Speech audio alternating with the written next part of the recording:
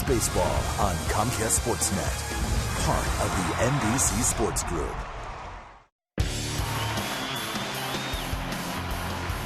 Now the 2-2 pitch. Hit back toward the middle. Scooterow's got it. Throws to first. In time. No save! His foot was off the bag. The Phillies have won it. Todd Helton had the wrong foot near the bag and then couldn't find the bag. And the Phillies win it 7-6. Here in the bottom of the ninth inning, a remarkable way to end and win a ball game.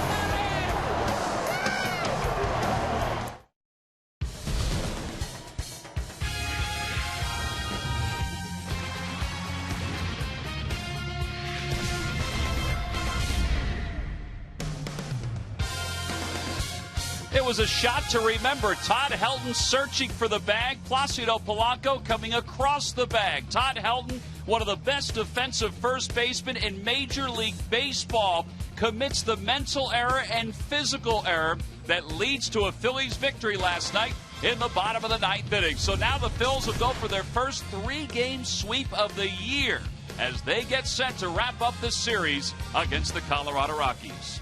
Hi, everybody. I'm Tom McCarthy along with Chris Wheeler. What a way last night's game ended. The Phillies, not too many dramatics late in ball games this year. They had many over the course of the last 5 or 6 years. Last night was a doozy. Well, sometimes you have to be lucky in a game. You're good and you're lucky and you do some things right and you get a good outcome. Last night, for example, they're guarding the line here in the ninth inning. They don't want a double. So Ty Wigginton hits a ball, would have been an out, and it's a base hit in the hole. And now here's Hunter Pence. He hits a BB. Wigginton was running on the play. They were playing off him a little bit. He knew the pitcher was a little slow to the plate, having played with him, so he took off on his own. And now Shane Victorino taps this ball to short. If he hit it too hard, he would never been able to beat it out. He hustled down, and here's the play we just showed on the freeze frame.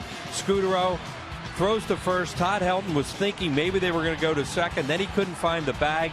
Polanco hustled down the line, just beats the play. Helton starts doing a little dance down there and showed Marquez that he hadn't stepped on the bag, and the Phillies celebrate an unbelievable ninth inning.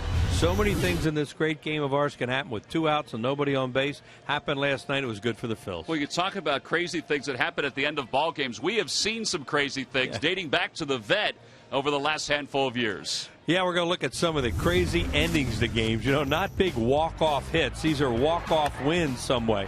This is Travis Lee hitting a ball to second. Now the Cubs get a rundown play going here with Pat Burrell of all people, and they take too long, and you saw Jason Michaels score, and they win the game that way. Here's another one where they go towards second base. Looks like a dead double play ball, but nope, get nobody on it, and a walk-off win. Look at some of those faces there from yesteryear, like Joe Roa. Here's against the Cubs again. For some reason, I'll never forget this. They throw back behind Jimmy Rollins, and now Rollins scores easily.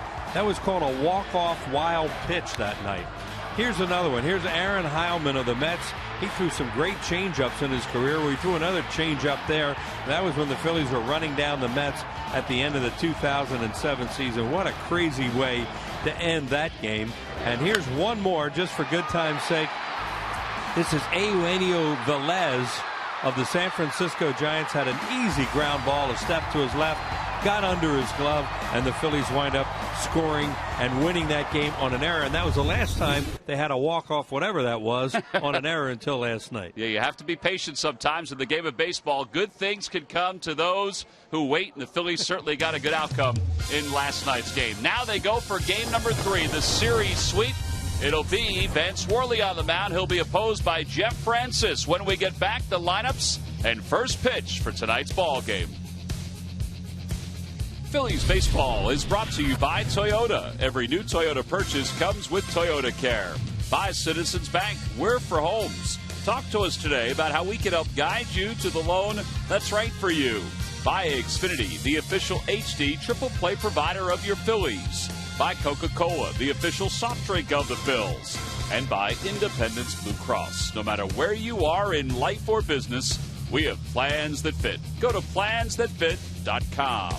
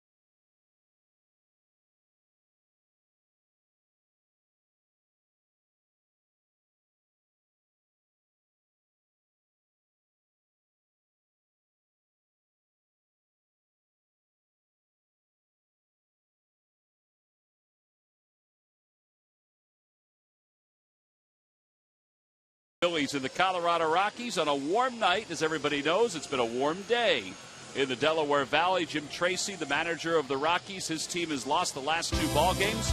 Let's take a look at his starting lineup. It's brought to you by Xfinity, your home for the most live sports. Leading it off at center field, Dexter Fowler. Marco Scutaro will bat second.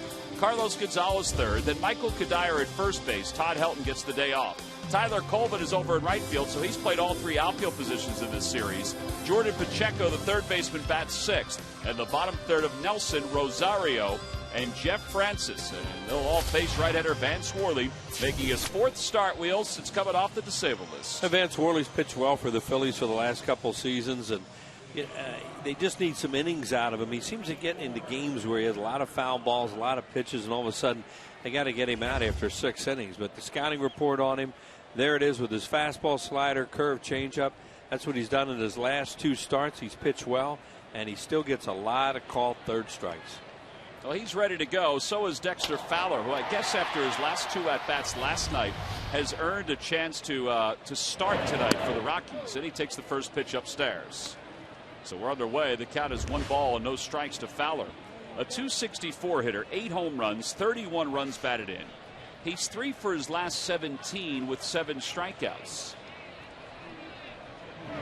But he had a base hit in last night's 9th inning that drove in, at the time, the go-ahead run for the Rockies. And then, of course, the Phillies scored the 2 runs in the bottom of the 9th inning to win it. A lot happened in that game last night with 2 outs in the 9th inning on both sides.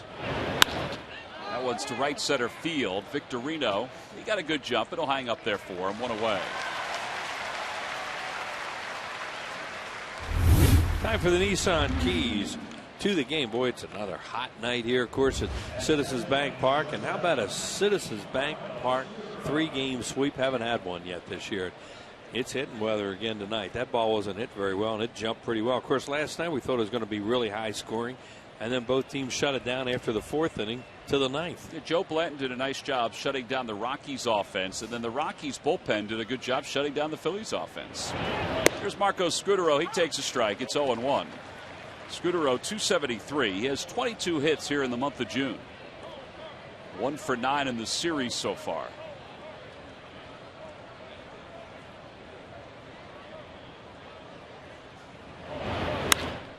Popped him up. Foul territory. Mayberry on the run. It's a long way to go. Martinez is there too, and it just carries out of play.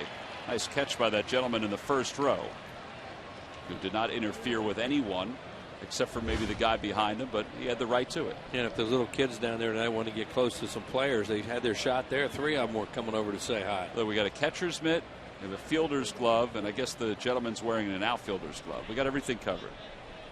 Nice job. Yeah, you get to see some ball players up close. 0-2 pitch. A little high. 1 ball and 2 strikes. Last outing for Worley, he pitched well. In 7 innings, he allowed 3 runs to the Blue Jays. But the Phillies offense couldn't get anything against Toronto's bullpen. So they wound up losing it 3-0. He really did pitch well considering the way the weekend went. The umpires for tonight's ball game, Alfonso Marquez is behind the plate. Chad Fairchild, who was the home plate umpire last night, is not with the crew tonight. David Rackley's over at third in his place. Tom Hallion's the crew chief, and Brian Honora is over at first. Chad went through a bunch of tests today after getting hit in the mask with a fastball from Jeremy Guthrie. He stayed in the ball game. He was checked out as the game moved on by Scott Sheridan, the Phillies athletic trainer. But they thought it best to let him sit out tonight. A little outside. 3-2 now to Scutaro.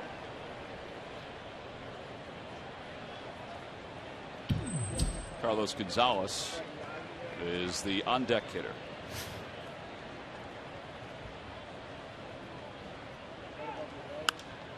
Another fly ball, another easy play for Victorino. This one a little shorter, and there are 2 outs. Time to swing at ball 4 that time too, and that's nice with Gonzalez coming up. Well, during the 2012 season, Turkey Hill will contribute $100 for each Phillies victory and 5 cents for each carton of Phillies Grand Slam ice cream, sold to support the Phillies youth baseball and softball programs. How long do you think it would take for the Grand Slam ice cream to melt tonight? Record time. What was attempted? Did it ever get to the record high? Anybody here? You know what? I didn't see where it wound up. The last time I looked, it was at 97. 99, I think, was a record. 1923, they were saying. Let's see what the official was today. Carlos Gonzalez takes outside. It's 1-0.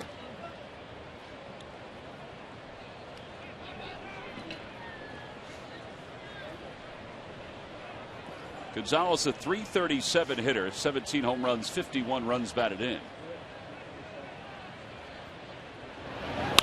That one's out to shortstop. Jimmy Rollins is there. Jimmy's had a busy day. Stay with us in between innings because Jimmy Rollins earlier today was down in Washington, D.C. with Vice President Joe Biden, President Barack Obama. They were putting together a PSA condemning violence against women.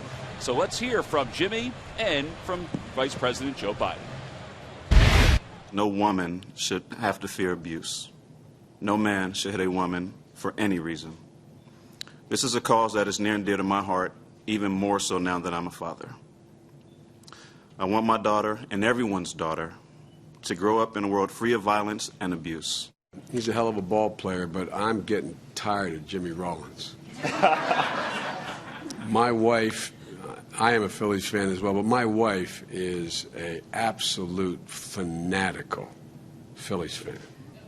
And every night when I go to bed, true story, if Jill's awake, I lean over to kiss her goodnight.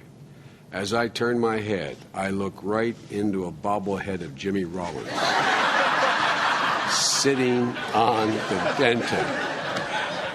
That's more than a man should have to take.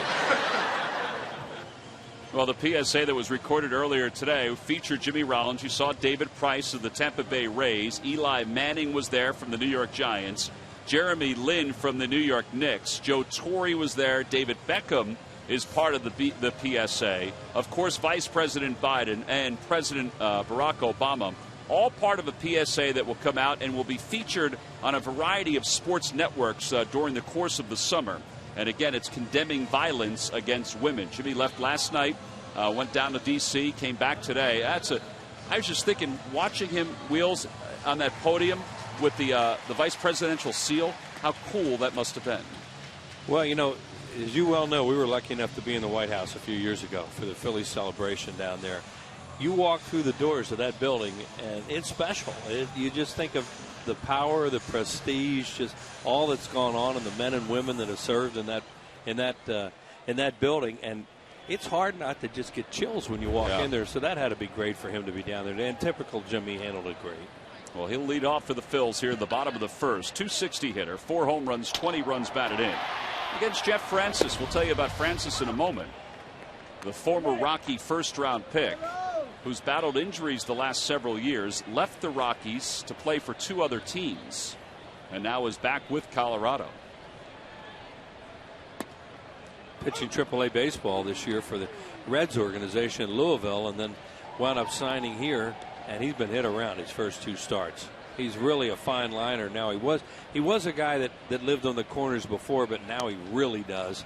He used to have a great changeup, good curveball, and in 2007 he was one of the best pitchers in baseball, and then he got hurt after that. Inside, 2-2. He dazzled the Phillies here in a playoff game one night. There were shadows. Phillies had all those left-handed hitters, and they just could not hit him, and got behind 1-0 in that series. Rollins in the air, deep to left field. Forget about that one. The return to Philadelphia is a good one for J-Ro. He's had a busy day, but the adrenaline is flowing. He leads off the bottom of the first inning with a solo shot. It's 1-0 Phillies. I guess that made Joe Biden angry. I would think so. That bobblehead is moving every which way down at D.C. And Jimmy Rollins, thanks to that home run, has made a winner out of Kathy Kane. In our McDonald's home run jackpot, she's just won $100. We mentioned how hard he's been hit around this year, Francis, but that's the first home run ball he's thrown in his 3 starts. Here's Juan Pierre, and Pierre fouls it away. That home run for Rollins, his 5th of the year. Second leadoff homer of the year for him. Yep. And it's his 39th overall for his career. Jay McLaughlin, the in-house PA announcer, just reminded us of that. It is, of course, the Phillies record. keeps on adding to it. Broke Juan Samuel had the record before that, and then Lenny, I think. Outside, 2-1 the count. What about Pierre's numbers against this guy? Well, Charlie has said all year long that there's certain left-handers Juan Pierre can hit, and Jeff Francis is one of those lefties. He's 17 for 39 against him. Hits it sharply to short. Scudero is not going to waste any time today. And there's one away. All right, let's take a look at the rest of the Phillies lineup, brought to you by Xfinity. It's your home for the most live sports, of course. Hunter Pence, Carlos Ruiz, then Shane Victorino, the 5-hole hitter. Placido Polanco bats 6th. John Mayberry 7th. Michael Martinez will hit 8th. And Van Swarley 9th. And Francis, a lifetime 61 and 67 record. His numbers this year in 2 starts, now his 3rd for the Rockies. See, he's not going to strike many batters out, and he has to stay away from walks. Throws that big hook there and gets it over. Looked like Jimmy hit an off-speed pitch, maybe a changeup. Here's our scouting report. He'll top out at 89. Real good changeup. And there you saw the curveball there, which also is a good pitch for him. A little low, 1 ball and 1 strike to Pence. Pence is 1 for 5 in this series.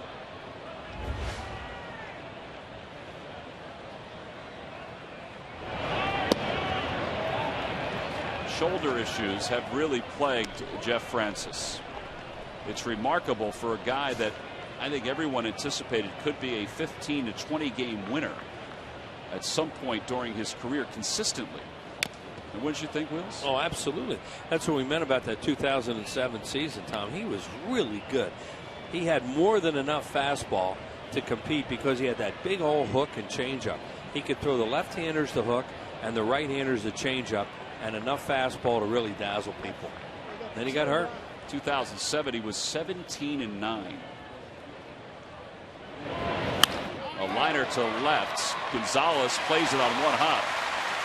I'll tell you what, if the first inning is any indication, look out, because the ball is jumping with the way Francis is pitching right now. It's so hot here tonight, too. And Charlie was talking about it on his pregame radio show tonight, that he thinks his club loves to play in the heat. He says, I don't think it even bothers our pitchers that much. He says, and for some reason, he says, they go out there and seem like they really love to hit when it's hot. And if that's the truth, boy, tonight fits that bill. Absolutely. Carlos Ruiz, the 4th leading hitter in the National League at 354, 9 home runs, and 38 runs batted in. He's already tied his career high in home runs. And he takes the strike. It's 0-1. Well, Carlos Ruiz, they're trying to push the All-Star vote for Carlos, and Greg Murphy is with a Carlos Ruiz fan right now. Murph? I certainly am. I'm with 4-year-old Ryan right now. And guys, when we walked in the clubhouse today, the Phillies marketing department had decided to put a push to get Chooch into the All-Star game. Ryan, I'm going to get you to move your glove here and take a look at your T-shirt. It says, "Vote for Chooch," and all the players were wearing these in the clubhouse today. Now, these are not for sale, but what they want you to do is go online. You have 1 more week to go to Phillies.com and vote for Carlos Ruiz to get into the All-Star game. Currently, he is in 3rd place. They want to move him up to get into that 1st or 2nd spot. So, vote for Chooch. Is that what we're doing, Ryan? We're voting for Chooch, right? That's what Ryan says, guys. So make sure it happens. You have 1 more week, so go to Phillies.com to do it. All right, we appreciate that. And Ryan, I think, will fit into grow into that shirt in about 3 or 4 years. Roy Halladay was wearing the Vote for Chooch T-shirt today. Got the ballot on the back of the T-shirt. There's nobody that's been more of an advocate of Carlos Ruiz than Roy Halladay. Again, you can go to Phillies.com, vote up to 25 times each time you hit the website. The 1-2 pitch. Swing and a miss and a curveball. You know that guy behind the plate's going to block it. Yeah. Talked about him last night. Wiltine Rosario is a very, very good defensive catcher and had the misfortune with a cross-out last night of the ball hitting Fairchild in the face. There's a curveball, and it's a very good curveball that Francis has. But, you know, he just, his fastball, kind of think in time, you know, through a lineup that they can do some stuff with his off-speed stuff because they're not really that afraid of his fastball. Here's Victorino, 4-game hitting streak for Shane. He played a big role in last night's 9th inning because he legged out an infield hit that kept that inning alive. Yeah, there's so many things happen right in that inning, and one of them on Victorino's infield hit was he didn't hit it hard Because if he hits that ball really hard to the shortstop, he's out. But he dribbled it out there, and then he really busted it out of the box because he was coming out left-handed and beat the play.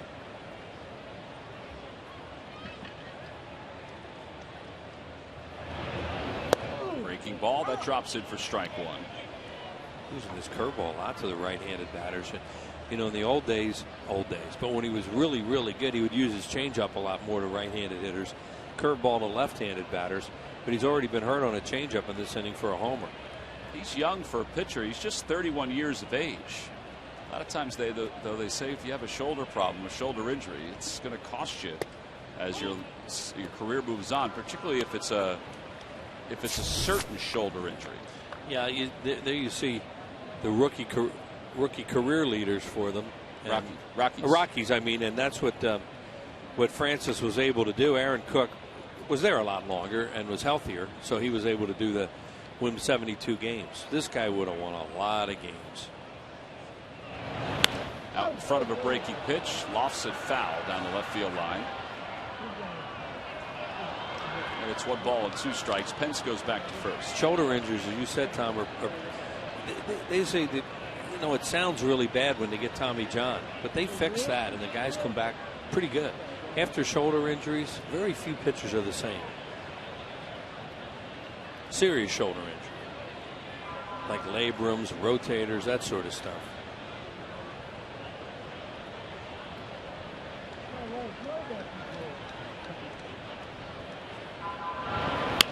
Ground ball toward third. Sliding play, Pacheco. No chance to get Victorino. Probably should have eaten it just in case the throw got away. But Kadire did a nice job over at first to come off the bag and play it off the hop. So another infield hit for Shane. Phillies at first and second with 2 outs. Yeah, as Tom says, probably been better to hold on to this. He has no chance, and especially when he slips here. He took an extra step, made a really strong one-hop throw, but you're not going to get Shane Victorino on a play like that. Now watch him slide a little bit. Trying to put on the brakes, and there he kept on going. Slipped on some of that chalk down the third base line.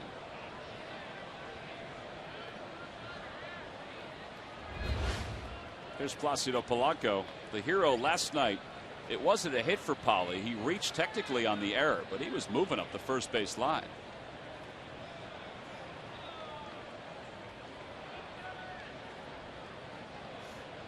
Although Pence is in scoring position right now, keep an eye on him because Francis is slow to the plate because of his length. I know there's 2 outs, and he'd have to get to third, but to put Victorino also in scoring position. Yeah, you really, if you do something like that, you got to have 100% chance of making it.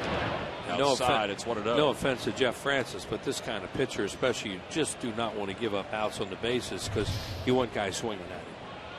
23 pitches already here in the first. Remember the 75 pitch limit that the Rockies starters have been assigned during this series. 1-1 the count to Polanco.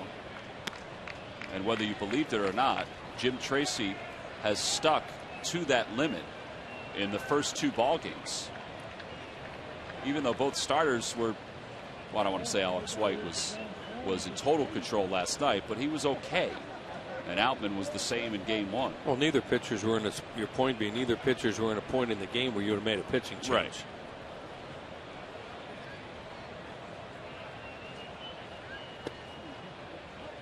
It's almost like he's throwing a knuckleball. Yeah, he's trying to dazzle him out there. There's Alex White, started last night's ball game. Francis just throwing a lot of curveballs. I don't know whether. Well, there was some confusion. There's the line on White, and you see it's 3 2/3, and the point where they took him out. You know, it wasn't like he was in a lot of trouble or because of this pitch count thing they're doing.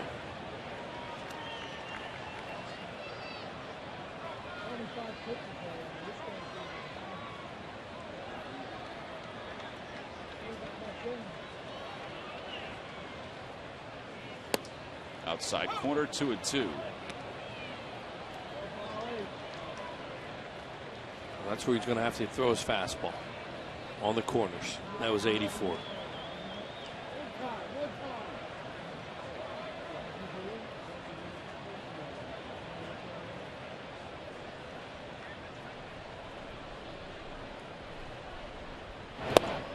called strike 3. Went to the same corner and got the call from the home plate umpire Alfonso Marquez. The Phillies get a run on the leadoff home run by Jimmy Rollins.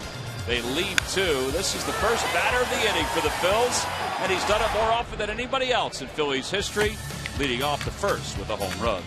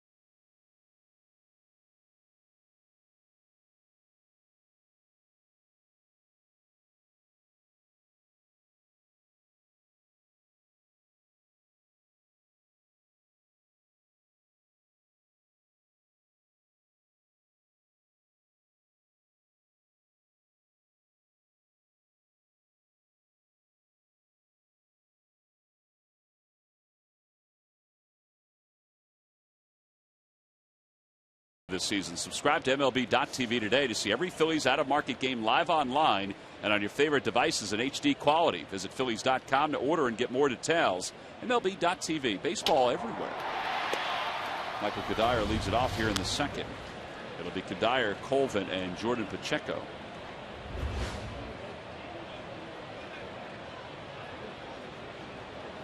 Cuddyer 270 with 11 homers and 45 runs batted in.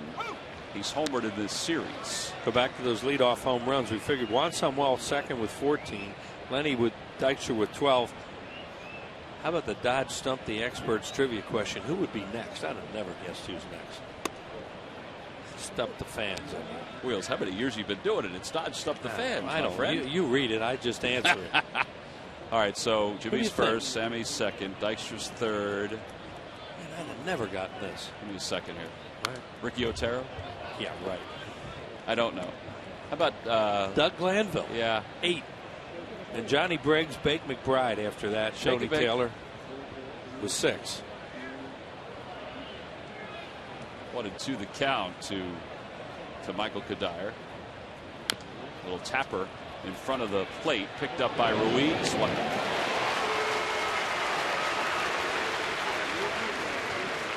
I guess you think about it, we don't know. I mean, you know more than me every leadoff hitter, the best ones in Phillies history. Yeah. But I guess Glanville, Yeah. And Doug had surprising pop. He had surprising pop. He could hit a home run every once in a while and let off a lot. Had over 200 hits one year.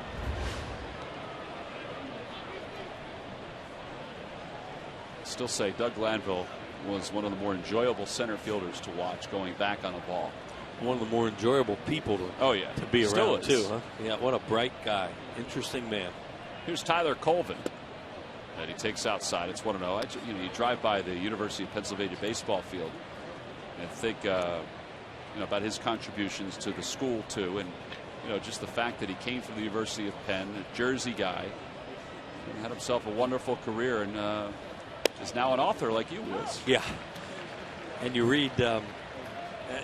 He'll do editorials in the editorial page of the New York Times. Right.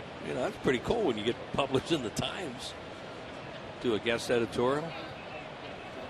Heard him on the College World Series the other day, the beginning few games. Actually, it was a Super Regional.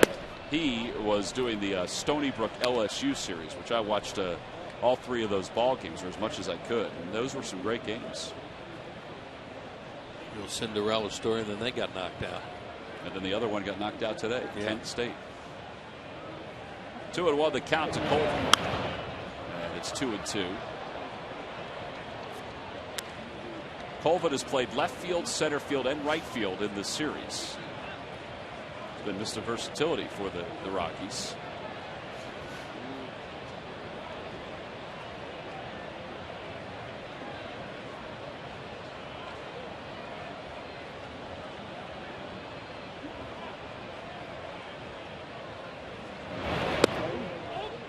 Tried it twice in this sequence, that little comeback sinker, and has not been able to run it back to get the strikeout. It's close, but it's not a strike.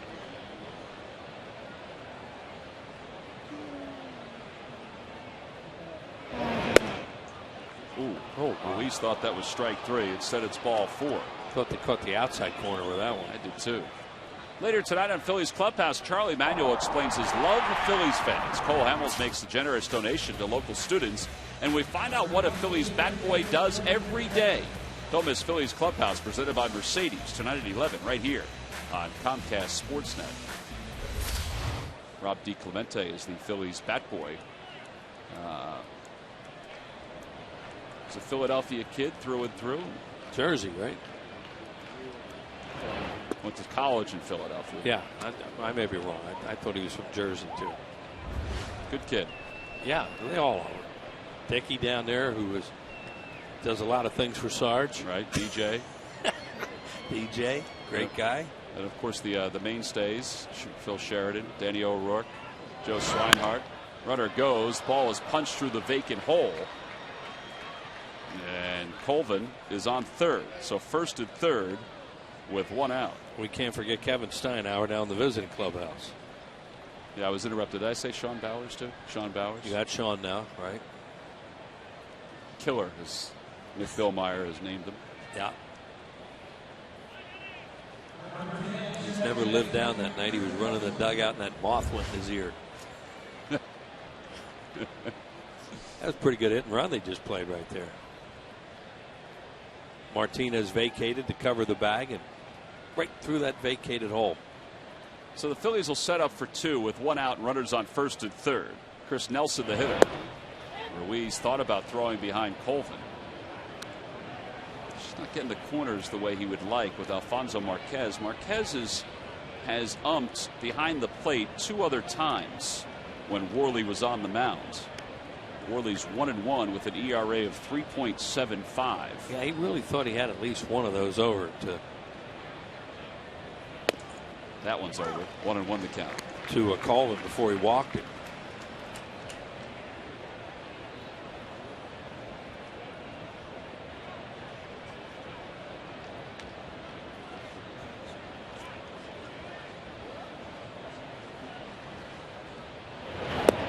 Little low, 2-1.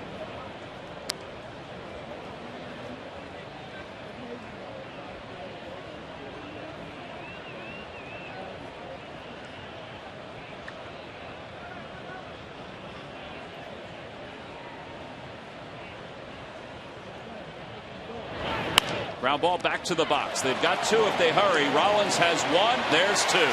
The double play gets Worley out of trouble here in the second inning. 1-6-3. The Rockies lead 1 onto the bottom of the second.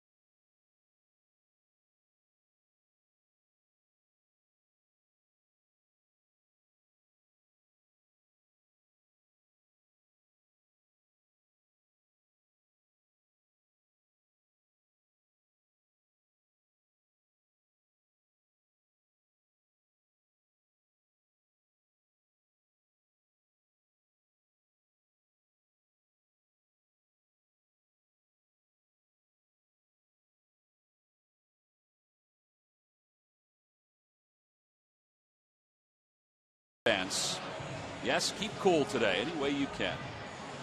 It's going to be like that tomorrow too. But I'll tell you, the nights have been okay. It's going to break a little bit starting tomorrow, and then be nice by the weekend, evidently. 95 and sunny. And the severe heat will start to dissipate at some point by tomorrow. John Mayberry's 3 for 7 in the series. He takes low. It's 1-0. Boy, he's been hitting some left-handers lately, and he could do some damage here. Well, his numbers are certainly improving. 243, 6 home runs, 22 runs batted in. Hits that one to left center field. That's hit pretty well. They're not going to get it. It's going to go one hop off the base of the wall. He was kind of jammed on that too. He's got a leadoff double here in the second. The way the ball's flying, and you know, France is a little short on stuff. That matchup right there was big time in favor of John Mayberry. 12th double of the year for John. He's hit it 5 straight. Watch this thing take off when he hits it too. It's a fastball down the middle of the plate, and right off the base of the wall there, and he is safe at second as John Mayberry, safe and secure in New York Life.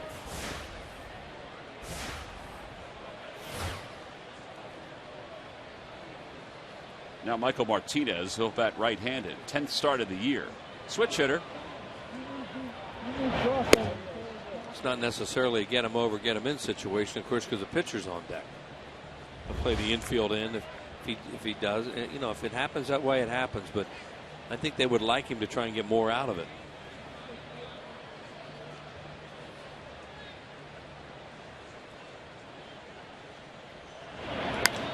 Popped him up. Second baseman Nelson will make the catch in short right. The swing he took there, both swings did look like he was trying to get him over to third. And, you know, they may have said that to him, or he may have done it on his own. But, you know, a lot of times with the 8-hole hitter, especially early in the game like this, with a pitcher coming up, you watch him take kind of an inside-out swing. And what that means, that's a swing of a hitter trying to hit the ball the other way on a pitch that's in on him, and that's very difficult to do. Even for guys that are skilled at that, that's a really hard thing to execute.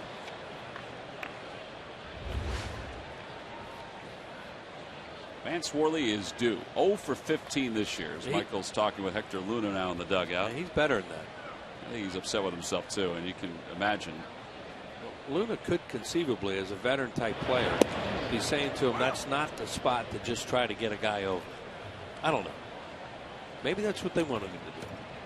No, but look, he's talking to him. He just pointed toward center, right center. You know, he's talking to Carlos about, I think, what he was just saying to Michael Martinez. Yeah. Won the count to Worley. Get him over, get him in the National League at this point in the game with a pitcher on deck who's going to hit is not a good way to get a run. Toyota Major League scoreboard. It's 1-0 Tampa. Desmond Jennings an RBI for the Rays. Keep an eye on that one. Phil's 8 games back in the East. Swing and a miss. 1-2. Miami plays tonight. They're in Boston. And of course the Rays and the Nationals are playing down in Washington before Tampa comes up here. The Mets are off tonight and the Braves are off tonight.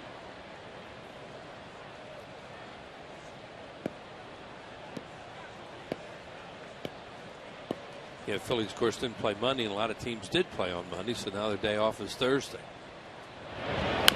Worley chops it over to third. Pacheco throws it offline, off the glove of Kadire, and everybody's safe. Kadire came off to try to catch and tag, and he tried to tag before he had the ball. So then it went off the edge of his glove and into foul territory. And some poor play by the Rockies in the last couple games are really helping the Phillies. He has all kinds of time. That's a pitcher running.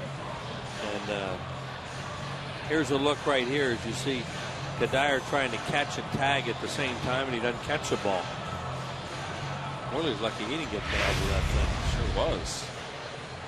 Pacheco now with 5 errors on the year. Of course, it was the error last night by the first baseman, not Kadire, that led to the Phils' victory. It was Todd Helton. Big chance now to get something out of this one. It looked like he probably, that it was going to be tougher. Rollins homered his first time up.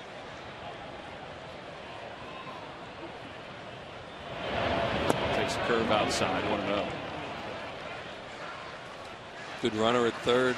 Excellent chance for a run now with a fly ball to the outfield, because they'll gamble with Mayberry, and that would be the second out on the fly ball.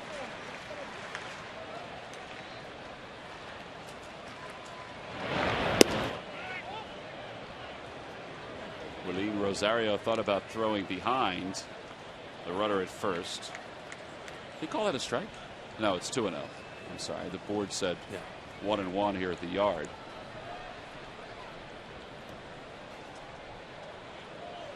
Yeah, he called it a ball, but it was close.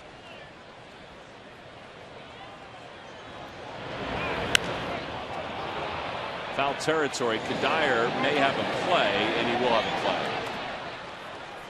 It's hard to believe how many times they have this problem with a runner at third base, and Jimmy right there, he is ahead in the count and hits a foul ball down the right field line. You see him shaking his head like, how can I do that when I'm ahead in the count? It's a hard game down there, but a veteran player like him knows there's no way you hit the ball goes the opposite way, foul like that when you're ahead in the count. You're 0-2, it's different. That's when it can happen. Him just shaking his head like, what did I just do? I got myself out.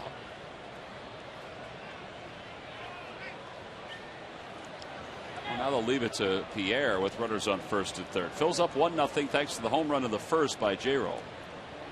As elated as he was with that home run, that's how upset he is right now on the pop-up. Especially, off this kind of pitcher, which he knows he can handle it and hit a ball to the outfield.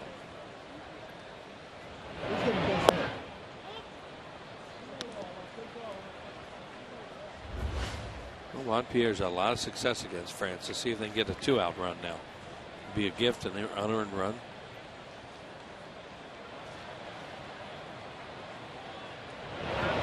Pierre hits it to center field. Fowler, though, settles under it, and the Phils leave a couple aboard, including a runner over at third. No runs, 1 hit, 2 men left. There was 1 Rockies error. We've played our first 2 here in Philly.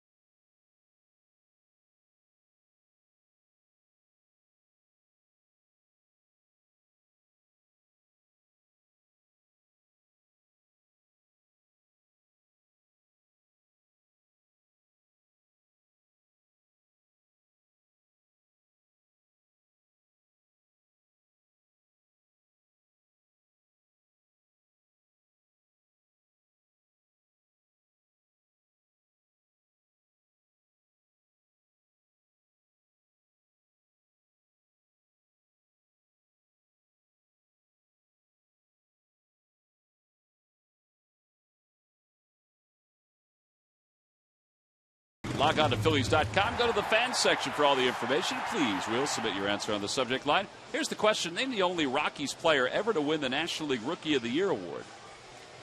The answer will be revealed in the 7th inning. Although I know answers are being sent in right now. And the correct one is probably already there. I haven't been getting any of that lately. Not that I would use it either, but. Well, not to you, but to the website. You log on to Phillies.com. Oh, I thought you meant I was getting them. That is the Dodge Stump the Fans, correct? Correct. Not the experts, but the fans are experts. Right. Somebody gets it right every night. Somebody, I would think, gets it right every night. I know they don't get it right in this booth all the time. Well, 1-0 Phillies. We head to the top of the third. There's one of the fans. He'd get it right. Oh, yeah. Jack Shore. Jack, we're showing you for the second time in 10 days. It's not your birthday. You didn't miss your anniversary. Dave Montgomery's not coming over with a cake. Although that would be nice. Cake would be good. There's Willie Rosario, 238 hitter, 10 home runs, 30 runs batted in. And he takes a strike. It's 0-1. This guy really popped one last night to center field.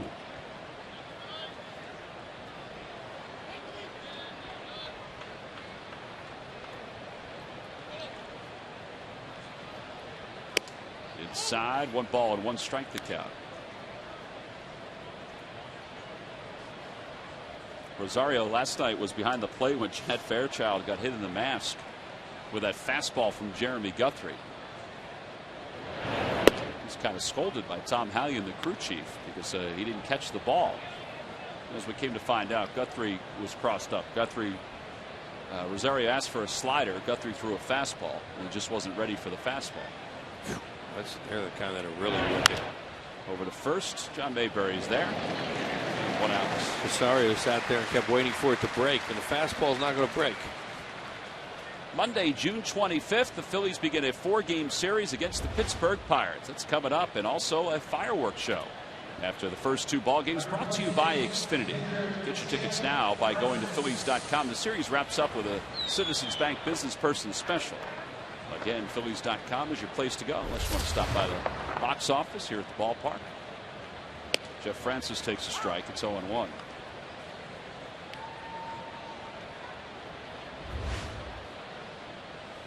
Francis, a career 125 hitter.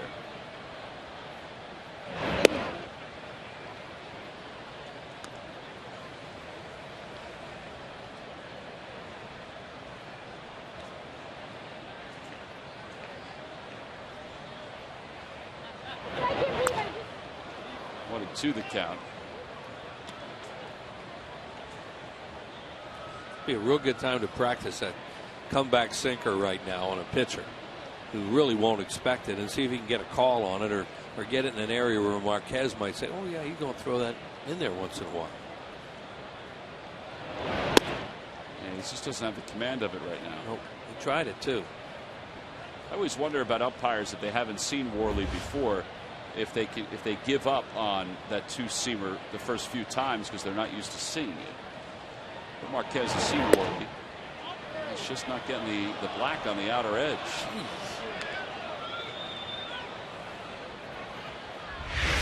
You know, it's not where he catches it, obviously. Point that out all the time.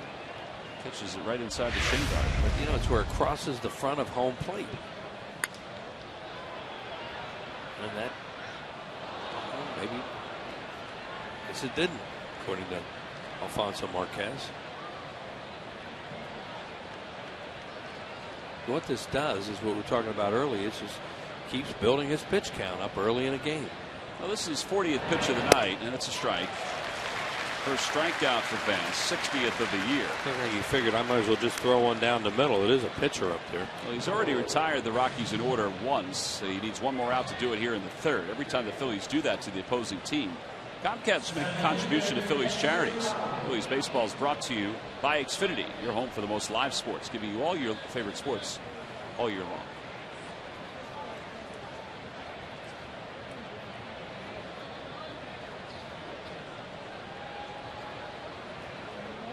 Fowler flied to center his first time up. He's 0 for 1. Swing and a miss.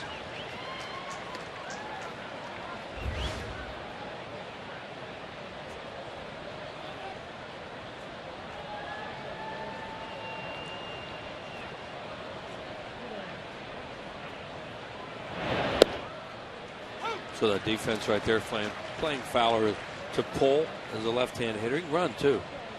Pulled a ball in the hole last night off Jonathan Papelbon. You know, for a while there, it looked like that was going to be the game-winning hit.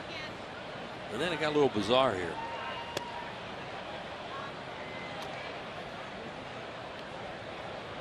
See the direction of Fowler's hits left-handed. That's why they're playing him to pull.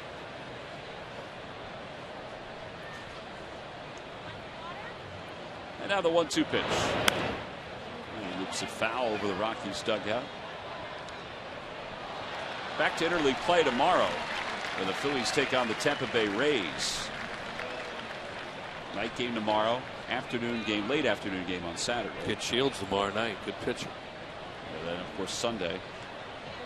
Isn't Sunday Price and Helms? Yes. Could be a good matchup.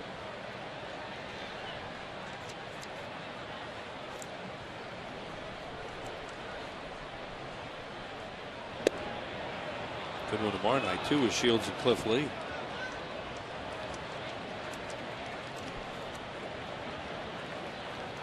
See, Tampa's going to wear turn back the clock uniforms from the 70s. You mentioned that. You said they're going to be a little funky. Yeah.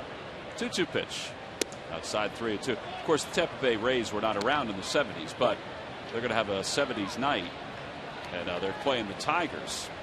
So they've come up with this idea of what their uniform would have looked like if they played in the 70s. I bet Joe Madden had some input. I don't know if he did, but it sounds like, or it looks like, the Atlanta Braves and the San Diego Padres, and I don't know who else had something to do with it. Well, Madden had a lot of crazy ideas. So. Back-to-back strikeouts for Worley, a 1-2-3 third. We've played 2.5. It's the Phillies 1 and the Rockies nothing.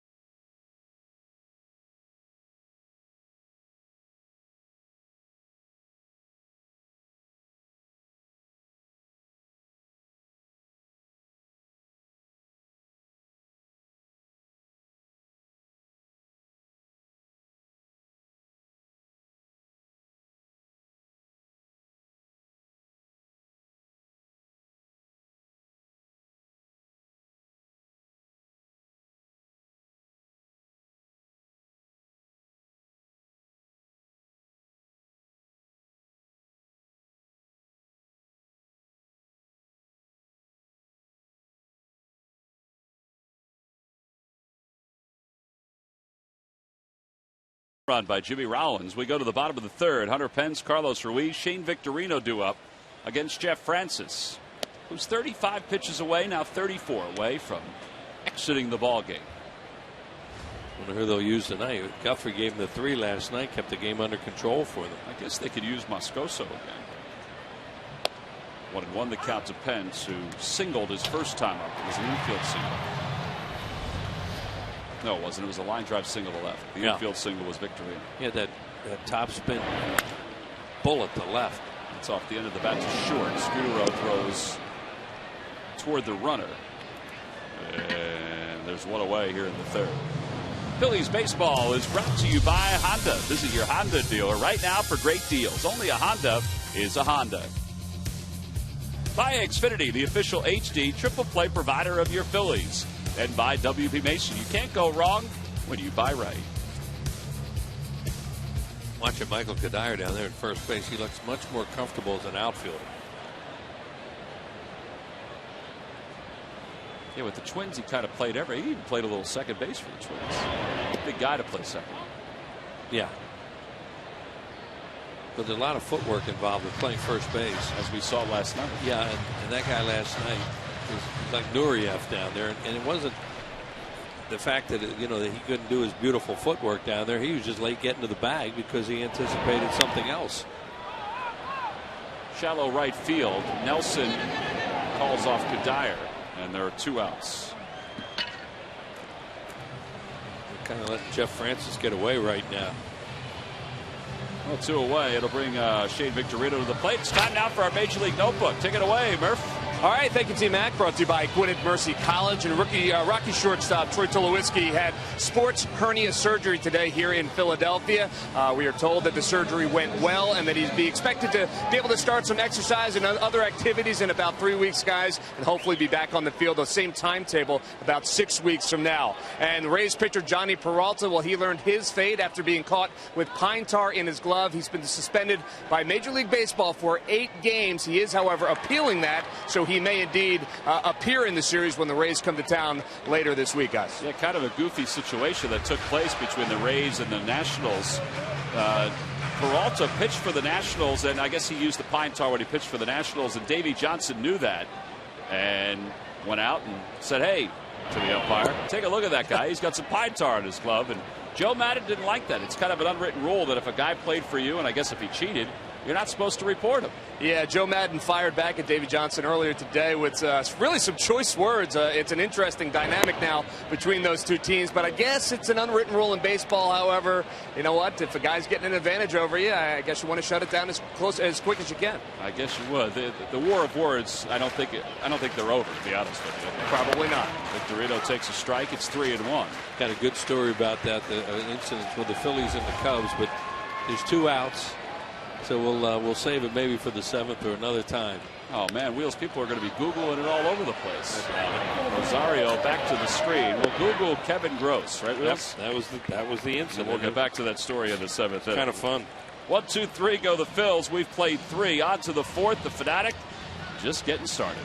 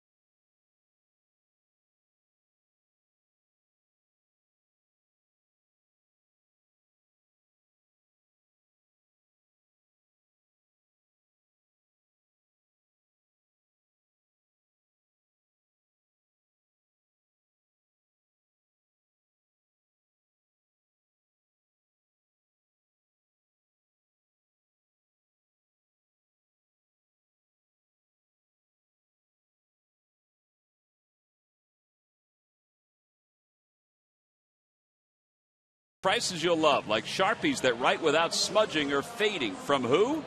But W.B. Mason. Well, we've played 3. It's 1-0 Phillies, thanks to a home run by Jimmy Rollins. See, Sarge, all you need to do is pay a visit to Washington, D.C., and you get some power. And that's what Rollins did today, and he came up in the bottom of the 1st and hit that leadoff home run. Yeah, looks good when he's doing that. Just want him to be consistent for the whole game. What an advantage, though, to get your team off to that 1-0 lead. Bobby Bonds used to do that quite a bit. Marco Scutaro leads it off. He's 0 for 1. Fly to center his first time up. Takes a strike. It's 0-1.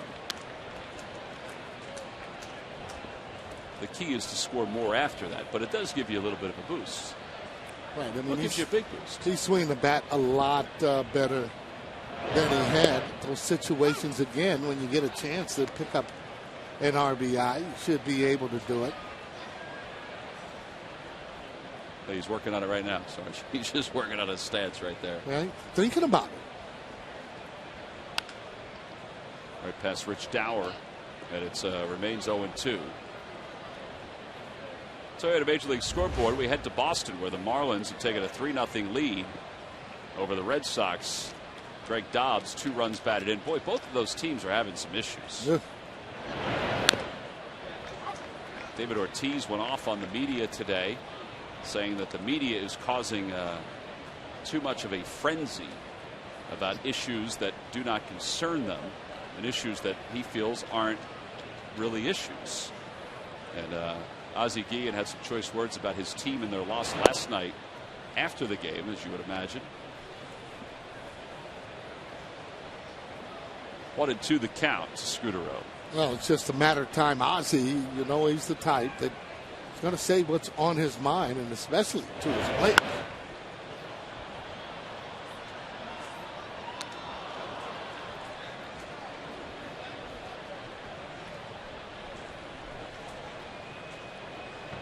Heard you mentioning that about Davey Johnson and telling the umpire to check his glove. He's got pine tar in it.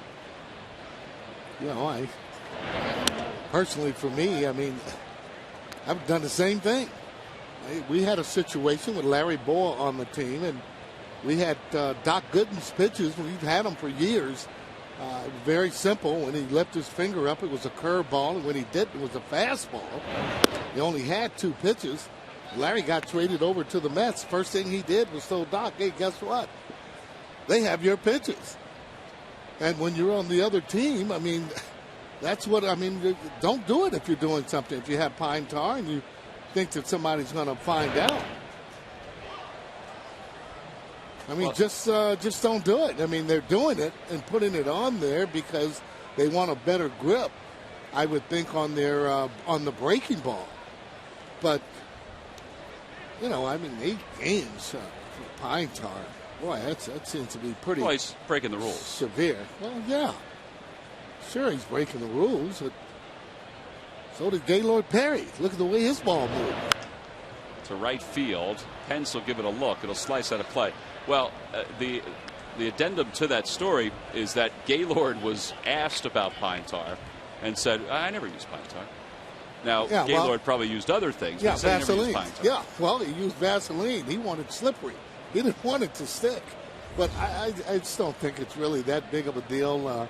You know, again, if he's cutting the ball, making the ball do something that it shouldn't do, that's a different story. But all pitchers have had pine tar. It'd be the same thing, okay, don't let the hitters use pine tar on their bats because you know that you get a better grip when it is on your bat. So you want to take the pine tar away, take it away from the whole ballpark. All right, so you're saying change the rule for everybody. I'm just saying that it's no big deal for him to have pine tar on it. Steve Carlson used to have it on his glove. A number of pitchers would have pine tar on the glove. Now, what about the unwritten rule? I mean, I don't even know if there is an unwritten rule about this, but, you know, if somebody did it with your team, he gets traded to another team. I mean, is there an unwritten rule about that? I mean, you said that, you know, Larry informed Doc about his finger being up or down depending on what pitch he was throwing. Is there some kind of unwritten rule? Not for me. I mean, if you have an advantage and you're talking about a pitcher, you know, giving away his pitches, you go over to a particular team, you want to win the ball game. So what the other guy should do is switch, good pitch, switch what he's doing. So no balls and 2 strikes to count to Carlos Gonzalez. Well, he's up 1-0. I'm surprised he took it out there with Davey Johnson knowing. What did probably he didn't think anything of it. He's probably so used to doing it. You know, it's probably to the point where, you know, he's thinking, I mean, nobody cares. Yeah. Somebody always cares, Sarge. Well, obviously. 62nd pitch of the night for Worley. Ground ball towards second. This could be 2. Maybe not. It wasn't hit that hard. Rollins just gets the 1. So they get the lead runner. 4-6 on the putout. It's fielder's choice. It's a long toss, underhand toss from where he was. Been very difficult to turn that double play just because of the fact that you can't get enough on it. Got to be able to get a little bit more on it. Now, usually you'll kind of spin, and you can see you didn't get it really cleanly. Just not enough time.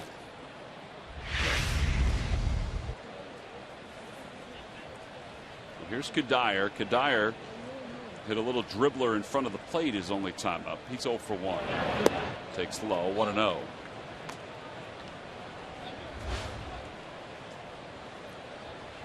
Worley's at 63 pitches at this point in the game.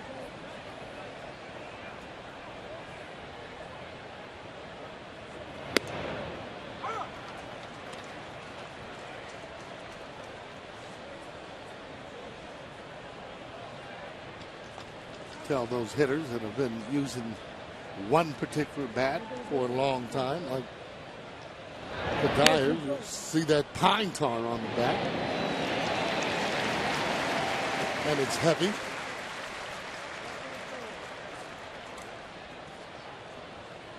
Well, 2 outs. Tyler Colvin, who walked, is due up. The San Francisco Giants will pay their only regular season visit to the ballpark on Friday, July 20th for a 3-game series. It's the 20th, 21st, and 22nd. On the 21st, it's Apple Vacations Photo Day presented by Ibeor Star Hotels and Resorts. Free 2012 Phillies print for all fans, plus the Pico Roy Halladay Fathead Jr. That's a great giveaway. That's free to fans 14 and under on Sunday the 22nd at 1:35.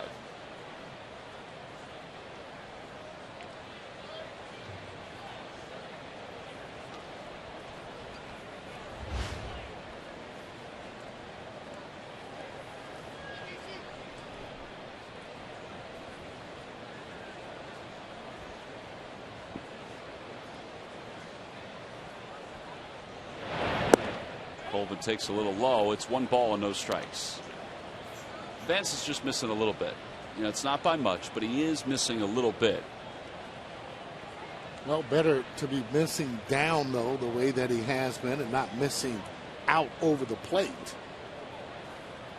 He's had 5 0-2 counts so far in the game and hasn't been able to finish off all those hitters. See, his glasses are all have perspiration all over them. He's also had 5 full counts in the game.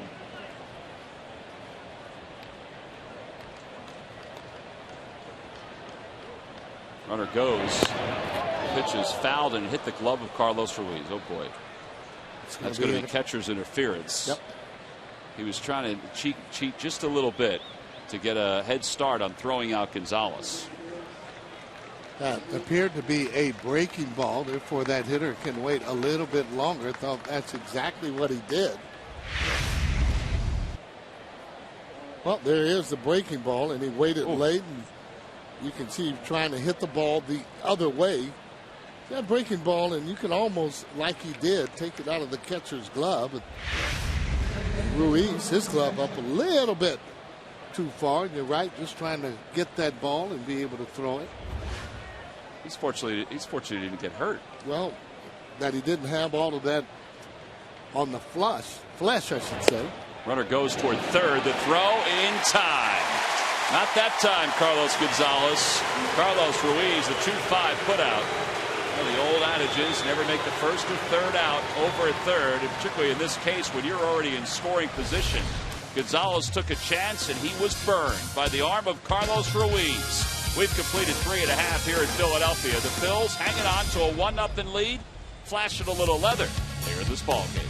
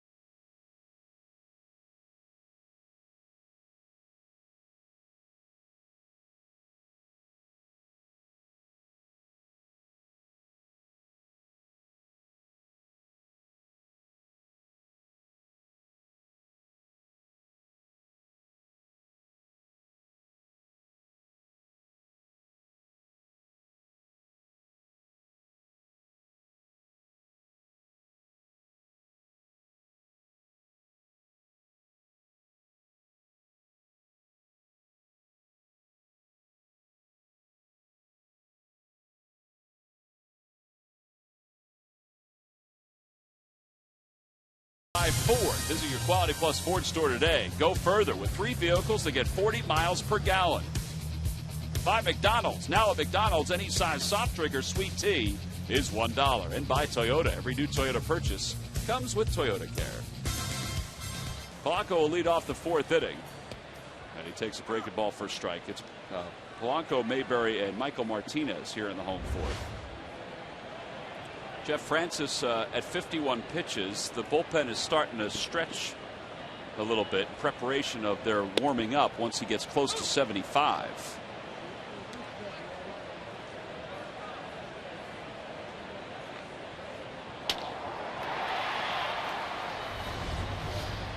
There's Josh Renicky loosening up with Rex Brothers. 1-2 the count to Polanco. Well, I can tell you what, the majority of the pitchers don't like that 75 pitches. Liner foul. The majority of the Rockies starting pitchers. Rocky starting pitchers, some of our pitchers, some of the everyday players there with the Rockies, and again, this is something new that they're trying. And then talking with Jim Tracy, he basically said they were teetering at 75 pitches anyway. You know, I mean, and I asked him, and I said, well, listen, how do you give a guy incentive the next day? I mean, for his next start when he goes out there. I mean, if you're taking him out that way. And he said it was a tough question and wasn't really able to even answer it. 2-2 is on the hands. It's a humpback liner to short. So 1 away. Did he say how long they're planning on doing this? I mean, some folks, when he initially made the statement, some folks said that it would be a short-term thing until they get some arms ready in the minor leagues. I just don't think that they're going to be able to do it. And in the minor leagues, the pitch count is up to 100 for the minor leaguers. So, right. I mean, it's just not really making a whole lot of sense to most people. Now, Jim Tracy kind of alluded the other day that he wanted to do something unconventional, not conventional. He made it seem like it was his idea to do this. I mean, is it difficult for a manager to make this kind of decision? Is he helped by the GM? Is he helped by his coaching staff? I would have to think that this would more so come from the top. You know, Jim's a baseball guy. He understands, you know, adrenaline. He understands, you know, ups and downs there with a lot of the players, and then how much that one particular start you're going to feed off of that particular start, good or bad. But only pitching 75 pitches, I mean, I don't know. It's got to be difficult for the pitching coach. Got to be difficult for everyone around. There's the 1-1 pitch to Mayberry, and he hits that one through the hole on the left side, a base hit. So he's 2 for 2. Good to see. Phillies have a base runner, Michael Martinez up. Now, Murph was also down there talking to Jim Tracy today. Murph, what did Jim tell you guys when you were down there talking today? Well, you know, he was asked if he has a feel for how it's working so far, and he said, you know what, no. He said, I have no barometer based on the first 2 games watching it. Now, he lifted both of his pitchers, obviously, with, you know, exactly 75 pitches last night and a little bit more the night before. And he said, but, you know, quite frankly, the way they pitched, I was going to take them out anyway, whether it was 75 or not, because they just weren't pitching well enough. And he said it's kind of been the same when he had a 5-man rotation, that now when he has a 4-man rotation, he's had to do the same thing. So he hasn't been able to really feel whether or not it's going to work in the long term. I don't know what you guys think, but it's 1-0 right now here in the 4th, and Francis is at 60 pitches. Now, he could give up 3 runs, 4 runs here in this inning. I don't know. But if it's still 1-0 going into the 5th, I mean, do you take him out? Sarge? Well, that's a very difficult question. I mean, if he gets closer to 75, they are. If I'm managing, no, I'm not. I'm going on the field on how he's pitching, whether or not the opposition is hitting him hard, whether or not he's throwing first pitch strikes. That's how you end up judging a pitcher. You're not judging him on 75 pitches and then say, hey, see you later. I just don't think, I don't know about what you think, Murph, but he really knew how to answer that particular question. No, I don't think he does at this point either. And it is early in the experiment. But the other thing he did say in watching yesterday's ball game, he said, look, my starter didn't throw more than 2 consecutive strikes most of the night. He said he might have done it once or twice in the first 75 pitches. So he was almost saying as if, you know, he wasn't pitching well enough to deserve to stay in more than the 3 2/3 anyway. He was going to lift him regardless, but because of the way he pitched, he felt it was an easy decision. Well, I'll be interested to see what they do tonight, particularly if the score remains where it is. It's 1-2 to Michael Martinez. Well, did he? There's a called strike 3. Sorry, Murph, did he actually say, well, how did they come up with the 75 pitches? I mean, how did they come up with the number 75? No, you know, honestly, Sarge, he didn't address that, at least not with me today. But it does seem like such an arbitrary number. And to set a number and throw it out there, I think is the reason why it's getting so much publicity, because he really is locked in to what he has said, you know, 75 and out. And we saw it last night, exactly 75 pitches, and he lifts his pitcher in what appeared to be a pretty close ball game at the time. So. Well, Vance Worley's now up with 2 outs and a runner at first. He did say the other day that the 75 pitches was because these guys will pitch 1 day shorter than what they would normally throw. So that's where they came up with the number. You know, guys like, you know, White and Friedrich, they'll pitch again in 4 days, where it would be a 5-man rotation. They have an extra day. Well, Francis is through 4. He allows a hit, leaves 1. He's at 64 pitches through 4 innings. On to the 5th. It's 1-0. The Phils on top of the Rockies.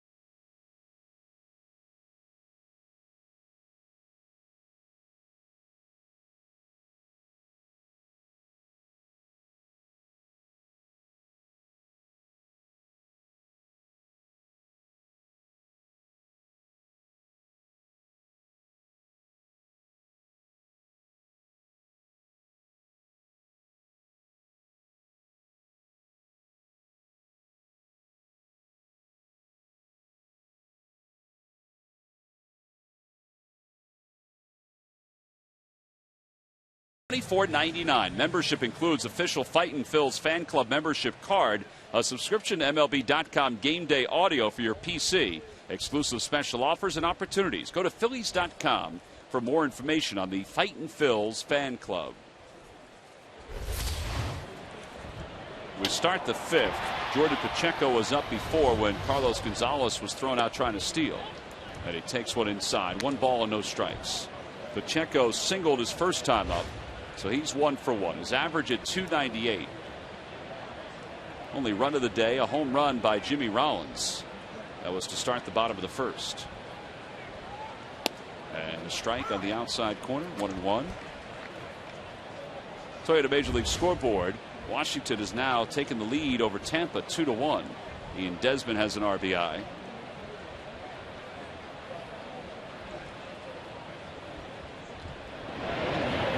Outside.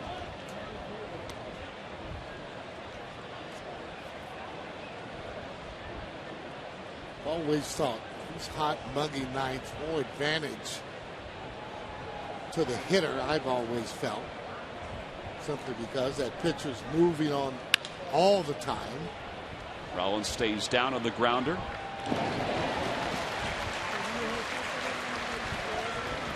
They have a tendency not, or to get kind of, what you would say, lose a lot of water. Oh, yeah. Tonight on Sports Night, Phillies highlights and reactions from the series finale against the Rockies. Plus, we talked about Jimmy Rollins' PSA. D. Lynham catches up with Sixers guard Evan Turner to reflect on this past season and the future of the team. Get all the news Philly fans need to know on Sports Night, presented by Toyota after Phillies post-game live, only on Comcast Sportsnet. Chris Nelson hit into a 1-6-3 double play. It was a big play at this point. His first time up, he's 0 for 1.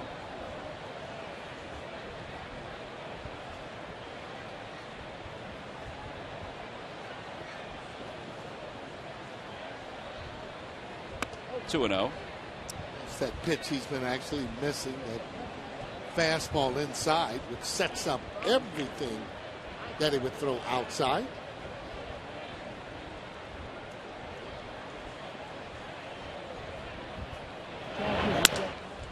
It's a shallow right field, long run for Pence. Boy, he got a great break. He had kind of exploded to the ball and hung up there for him. There are 2 outs. Good pitch too by Worley. You're right, the ball did hang up. Jammed him on that. Martinez doing the right thing. You see him kind of peel off just to make sure. Pence going to catch it and then slide. Almost looked like he closed his eyes. He's an animated guy, Sarge. Yeah, he is. All you're looking for is results. Rosario grounded out his first time up, takes a slider for strike 1. He's the number 8 hitter. Francis is on deck.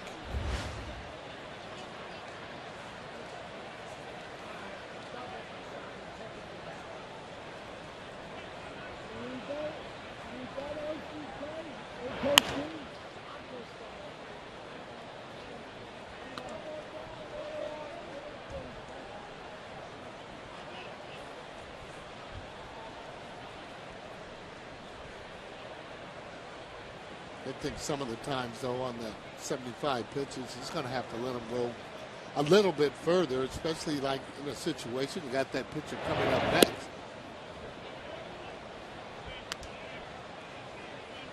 Well, it looks like he's going to hit here and then begin the inning with less than 75, but I guess it'll be when he reaches that number, if somebody's loosening up, whether he'll be taken out.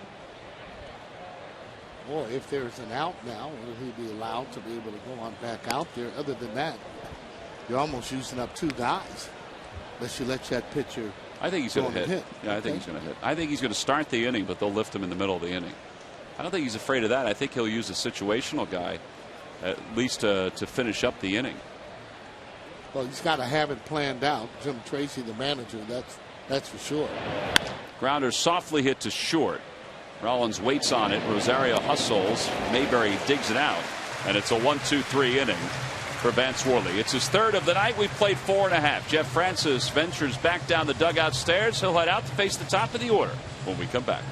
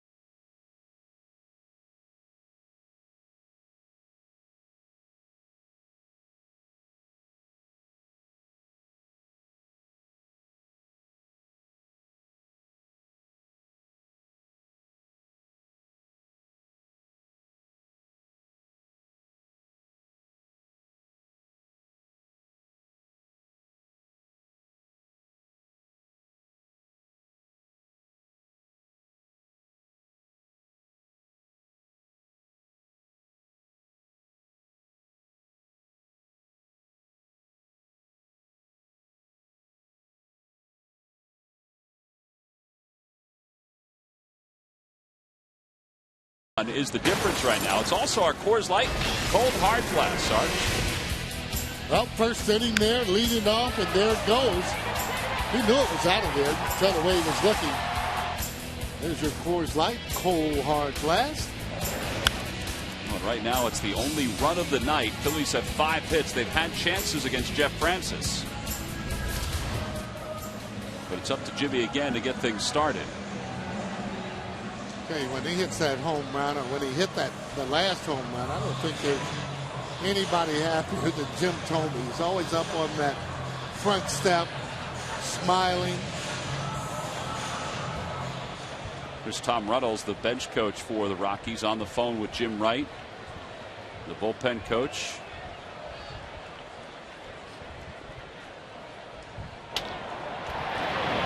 Rollins takes a strike, and it's 0-1. can always tell displeasure of a pitch, either from the pitcher or the batter. See how J-Ro took that pitch and he was just disgusted, not saying anything, just turning around and walking away. So what does Francis try and do? Right back out there, throw another ball and see if he can get it called a strike.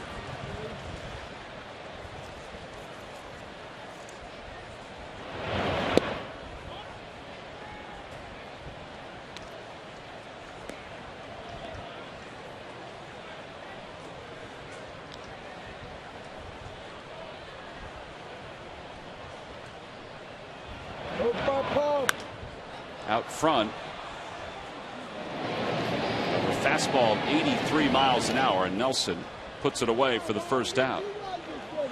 Yeah, almost too hard of a swing there. Didn't stay through the ball, and it might have been a little high. So now 68 pitches for Francis. Adam Ottavino is starting to throw in the bullpen for the Rockies. Juan Pierre is due up. Pierre's 0 for 2. He's grounded to short. He's flied out to center. Shows bunt. Bunts it in front of the plate. Oh, little miscommunication. And it's going to be a bunt single. The Phillies, with that bunt hit, now have 79 infield hits on the year, which is tops in the National League. Well, that's a pretty good play there. He shows them that he's bunting. Done this before, hundreds of times there. Bad communication in that situation. Somebody has to say, I got it, I got it. The other guy has to get out of the way. The only way you're going to get a Pierre, and you may not have gotten him even then. That's the catcher's ball, isn't it, Sarge? He's yeah, I would out. think so. Yeah, I would think so for sure.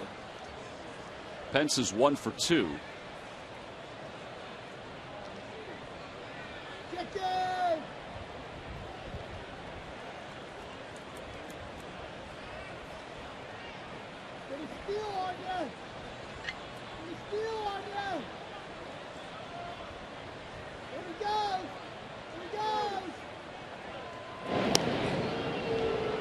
You would think too, if Juan Pierre can get a jump, should be able to steal a base.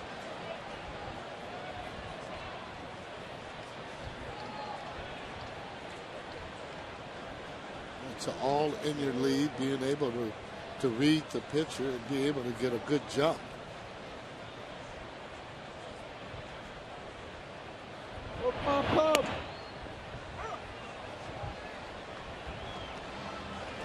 Alfonso's been giving him that outside low strike. Well, he continues to do that. It's up to the hitters to make an adjustment. Well, late in the ball game, if he's been calling that, you got to go on and swing at that pitch. Fouls it away off the top of the suite level, and it's 0-2. Well, the countdown has begun. He's down to 4 pitches.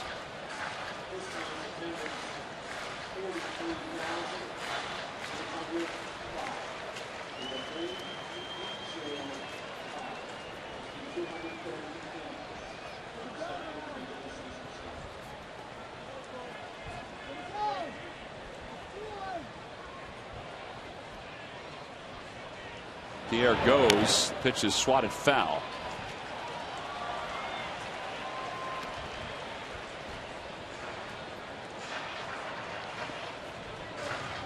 Thought he had a pretty good jump. At least he was reading him there all the way. And seeing hitters do this quite a bit. They look at that situation and you end up getting a good jump. They're going to let you go on and try and steal that base because they'd rather have you on second. Easier to drive you in than on first. The air doesn't go this time. They pitch out. Kind of wasted a pitch for Francis. Yeah, he's not going to be happy about that. Well, maybe those don't count, though, on the pitch outs. We're all learning along with the Rockies, Sarge. Yeah. Let's see how long they'll continue to do that.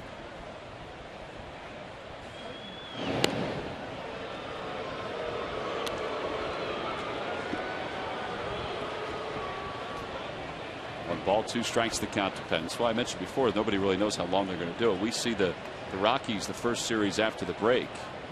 Will they still be doing it? I don't think so. I don't think they'll be doing it then.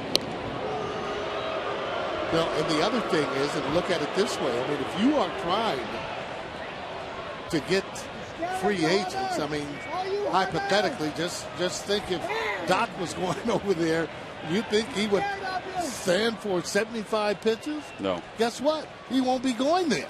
That's plain and simple. And any of the other pitchers that are thinking that way aren't going to be going to a situation where they know they're only going to get 75 pitches. It's not going to happen.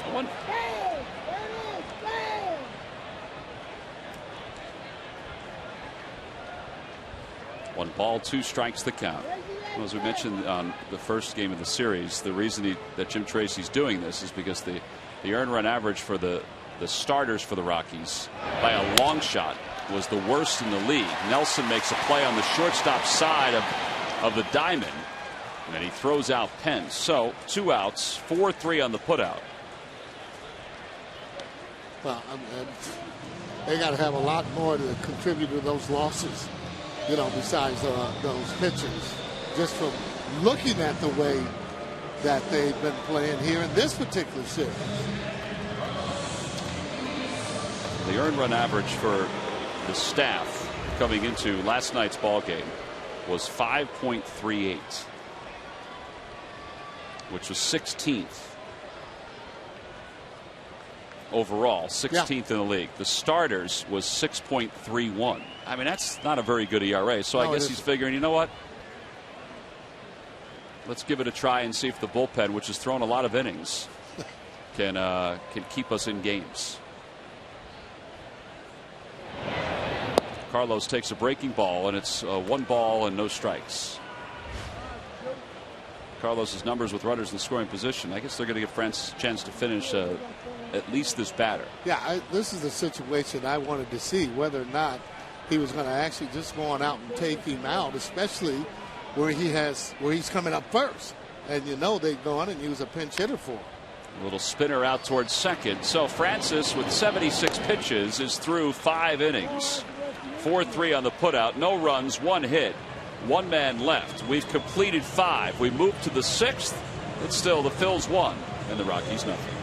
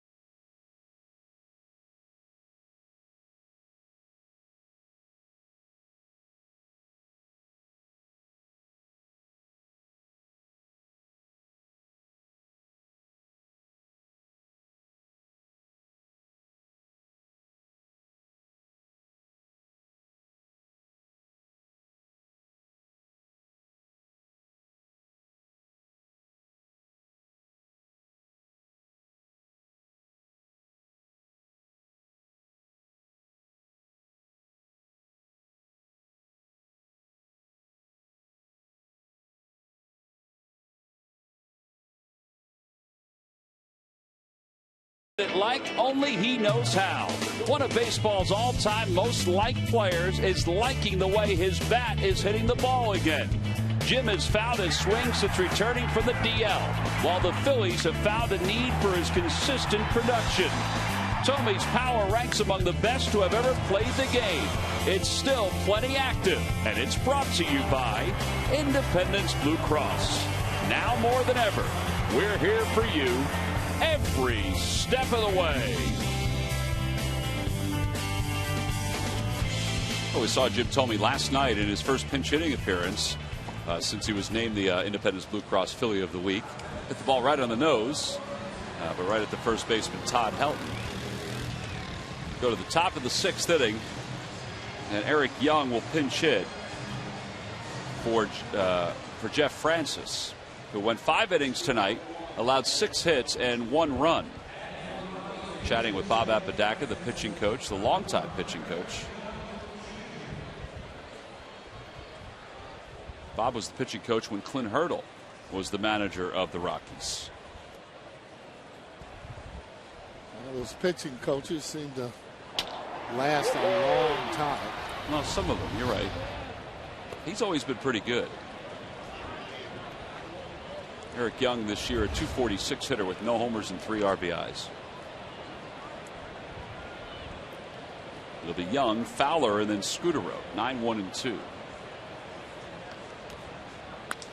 Fly ball, center field, playable for Victorino.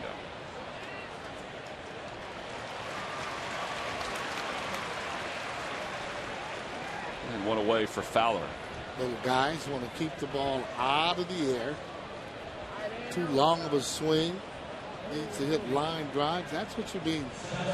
Stand within yourself, knowing yourself. Not going to be a lot of success for him hitting that ball up in the air to center field.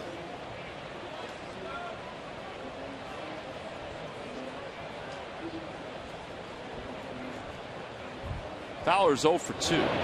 Pretty good breaking pitch right there by Worley. That was more of a curve. Worley tonight has struck out 2. He has 61 strikeouts on the year. Both strikeouts tonight have been swinging. Part of that is because that pitch right there wasn't really working early on. Yeah. No, and I guess too, it's just the way he positions and throwing it. Well, he had that ball that it would seem like that was cut inside or more straight, more of that that 4-seamer. 2-seamer, the ball moves.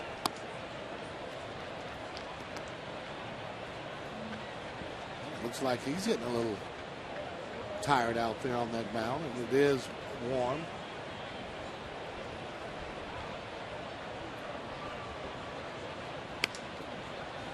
Shallow left field. Rollins out there, makes the running grab. He read that well. Initially he froze, but realized that he had time to get back on it. And that's what you were talking about the other day yesterday when he was saying that his legs feel good. His legs look good on this play. Yeah, reading it all the way and making an easy catch out of it. More importantly, though, you got Vance Worley that is just jamming them. That's why they're able to float those balls the way they are, keeping that ball out of the middle of the plate so far. Marco Scudero's 0 for 1. It's 1 ball and no strikes to Scudero.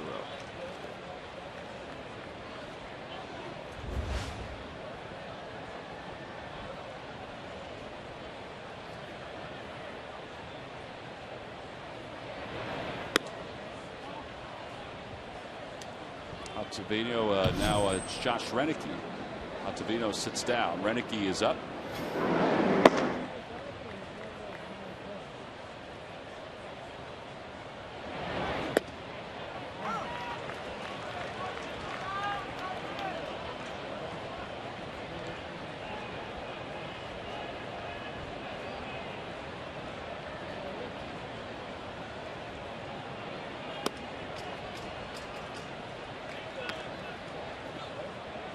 One of those players that usually takes a lot of pitches. Scudero.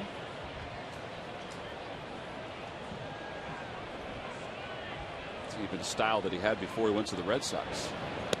Takes her a strike. It's 3-2. He makes you throw strikes. His roots are in the National League, but he's played more in the American League. His roots are with the Mets, but it was the A's that gave him his first chance. Lines it over the head of Martinez. That's only the second hit for Colorado tonight. The other one came back in the second. So a 2-out single. And it'll bring Carlos Gonzalez to the plate. Check out the Phillies Authentic Stand at Citizens Bank Park, located on the main concourse behind Section 133. The store features authenticated game-used items and autographed memorabilia. New items are added each homestand. For a list of special offers and available items, email merch@phillies.com. MERCH@phillies.com.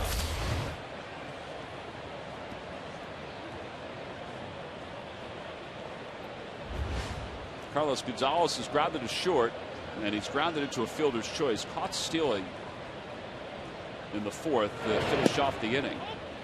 It was a great shot of Jim Tracy talking to Gonzalez, not after that inning, but after the Rockies were out defensively. And Jim, who's managed a lot of games in the big leagues, waited for Gonzalez to come back to have that conversation with him. You could just assume that he was discussing with him about stealing third with 2 outs. That if you do, you better make it, or otherwise just stay at second. You're in scoring position. Yeah, and without a doubt, this guy, the best player on the team, but you get respect from the rest of the players when you are going and speaking with your superstar on something that was not a good play. Easy hop for Martinez. So Worley navigates around a 2-out single. Rockies lead 1. We've played 5.5. The Phils looking for a little offense when we come back against the Rockies bullpen.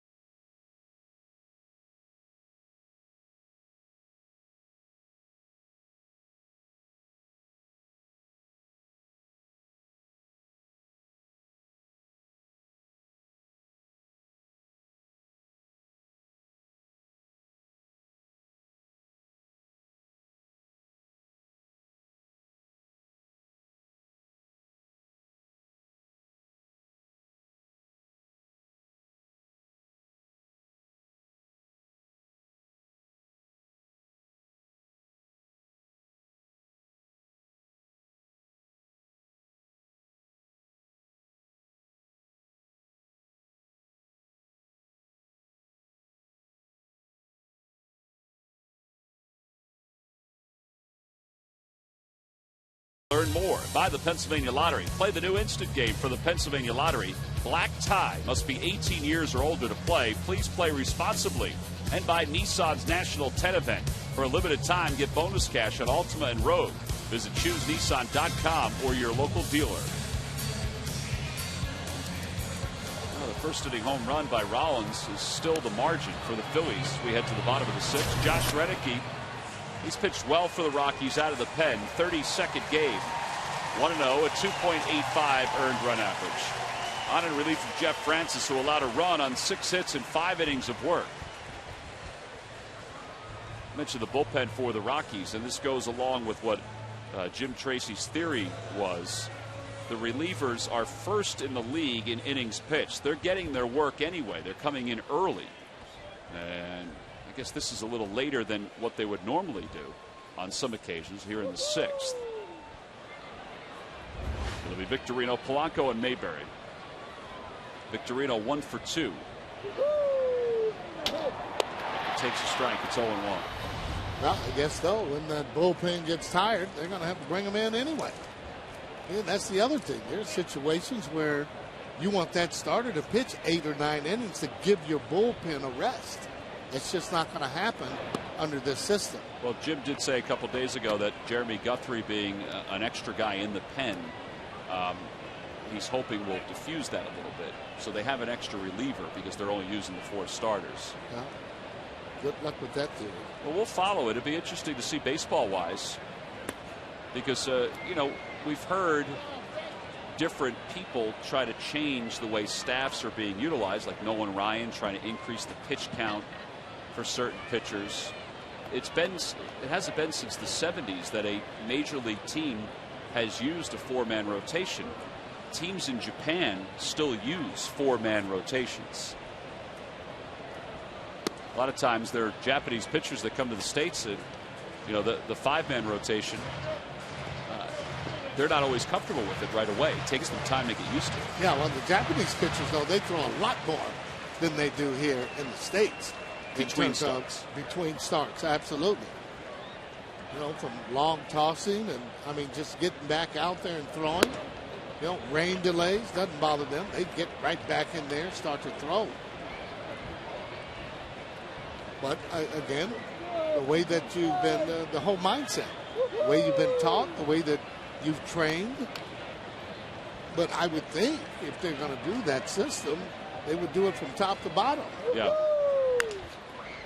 To the right side, Nelson, the second baseman, throws out Victorino. 4-3 of the putout.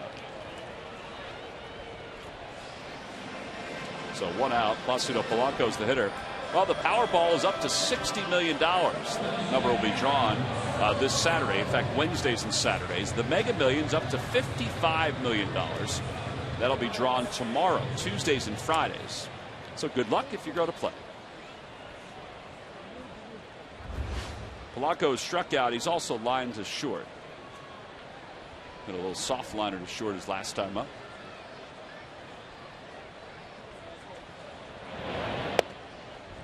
Reddick delivers a strike.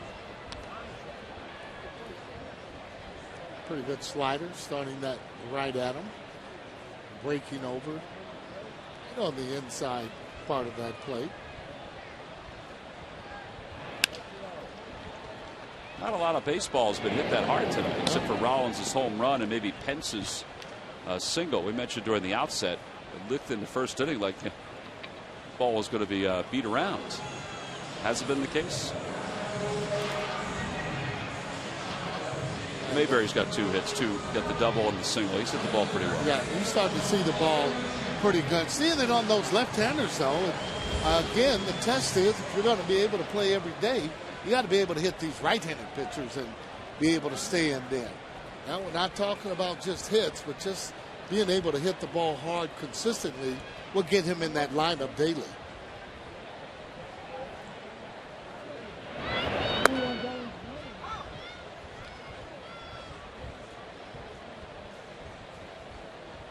Maybe he's kind of setting him up so if he throws that hanger again, he'll go on and whack it.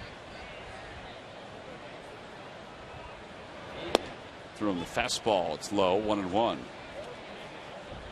Michael Schwimmer's warming in the bullpen for the Phillies. Pitcher spot is due up after Michael Martinez.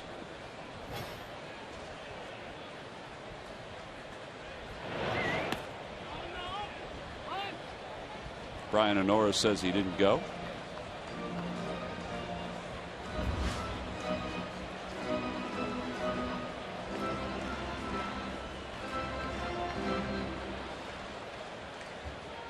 That ball to be a strike. He almost has to start that ball near the inside part of the plate. He's had so much break on it. A little high heat, and it's 2-2. And you can tell when he's facing left-handers or the right-handers, facing the left-handers, he's going into the ball a lot more.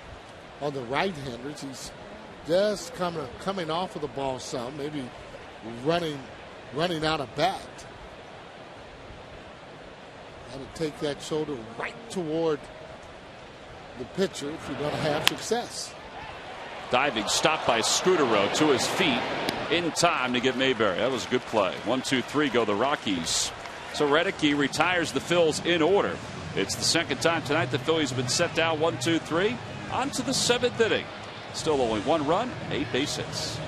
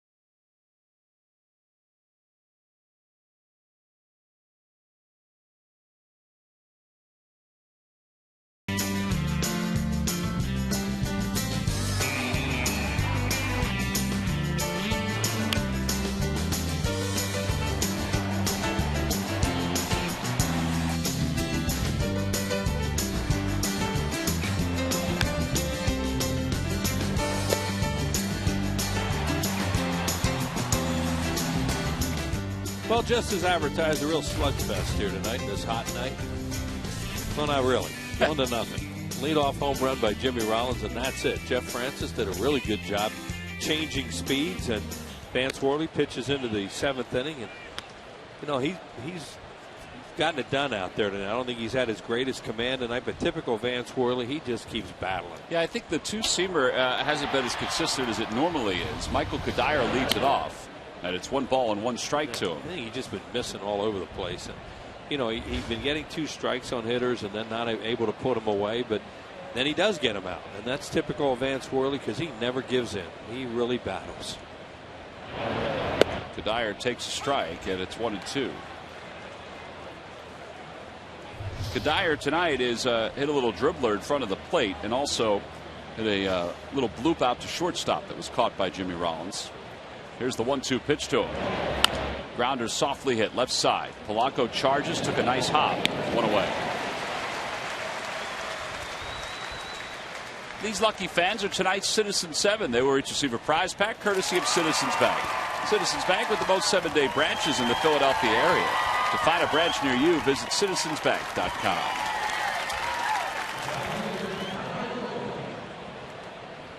Tyler Colvin is 0 for 1. He reached on a catcher's interference his last time up, which is an error charged to the catcher. That's not an official time at bat. Right. No so time he's at 0 bat. for 0. Runner was going on that play. It looked like maybe Carlos came forward a little bit, you know, trying to get the ball and throw him out. There's a soft liner down the left field line. Pierre gets on it quickly. Colvin on his way to second, and he'll get there standing. A 1-out double.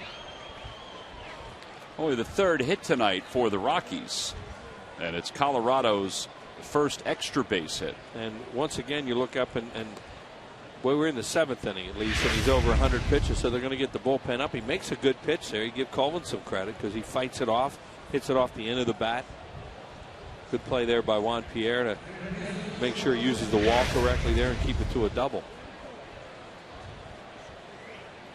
Pacheco's 1 for 2. They're going to get some guys ready now. It's hot, and he's in the 7th inning at 101 pitches. Yeah, it's Diekman and Qualls who have been warming up.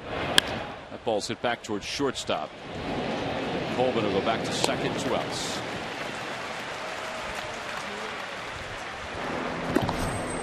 Ball's, of course, the righty. Diekman the lefty.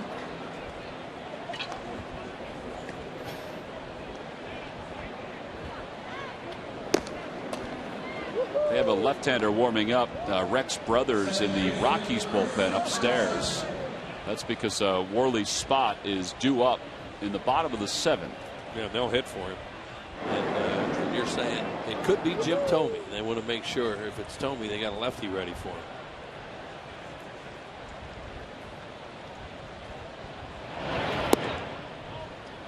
Like I said, he's been out there really battling all night. Not a great ball strike ratio to say the least, but no runs on the board, and Vance Worley got to get one more guy.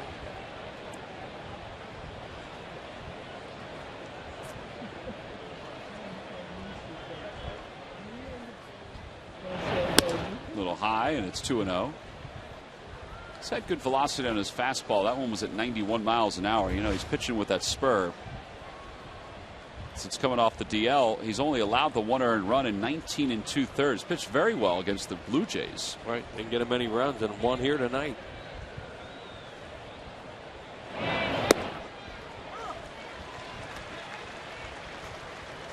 The corners, you know, not the corners, but just a little bit off. Has not really been there tonight, so it's been a little bit tougher.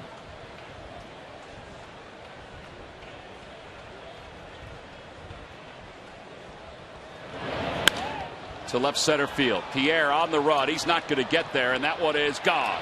Into the first row, a 2-run home run for Nelson. And the Rockies have taken a 2-1 lead here in the 7th. It's his 2nd home run of the series.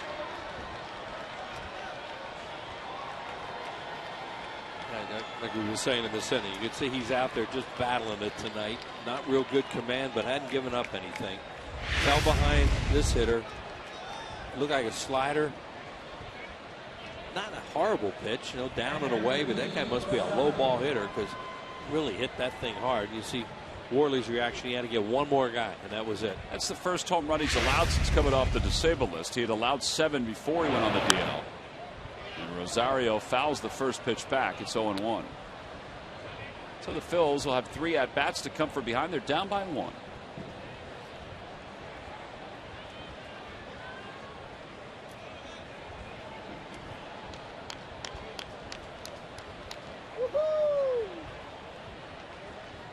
And the 0-1 pitch.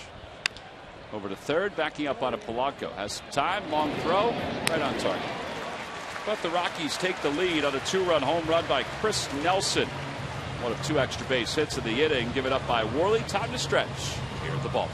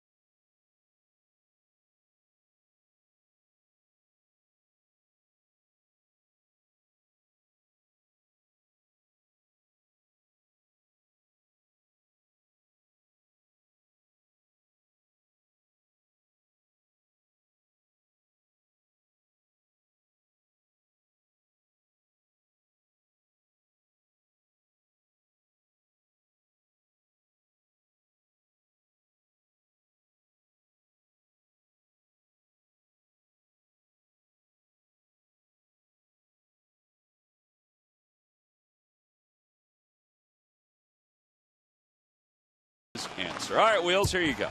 Name the only Rockies player to win the National League Rookie of the Year award. I don't know. Guy was a pitcher. Pitcher. Yeah, Oh, we discussed him earlier in a certain way. I was going to say Todd Helton, but Todd Helton was it. a quarterback. He was not a pitcher. Not a pitcher. He's quarterback at the University of Tennessee. A pitcher. Yeah. Did he have anything that distinguished him? Well, he was on the all-time wins list. No, I don't remember that. It wasn't Aaron Cook, but he was on that list. A lot of folks thought he was going to be a star. Yeah. How about Jason Jennings? Oh, he you could knew really that. hit. Yeah, he could hit. He was one of the best.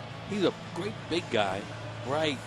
Left-handed hitter and a right-handed pitcher. That's really good that I know all that now. Huh? Log back on to Phillies.com to find out if you're the winner of Phillies prize pack. And Wheels, thank you for playing Dodge Something. Oh, that was fun. That was a tough question. Renicky will start the inning. There is the lefty warming up in the pen. It's Rex Brothers. Renicky will face Michael Martinez. Phil's down 1, 2-1. Corners are in. Martinez shows bunt, takes outside. Mike Fontenot's coming out in the on-deck circle.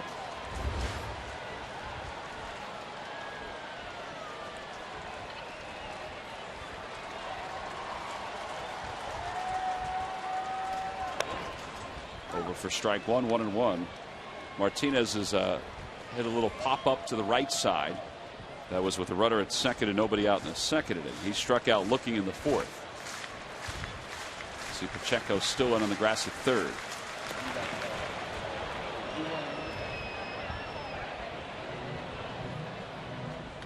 Broke his foot in spring training on a foul tip. Yeah. Wearing that guard on that area. He hit it the other day on a foul ball. Did that down in Sarasota game against the Orioles. There's Jim Thome, Ty Wigginton. They're ready to go.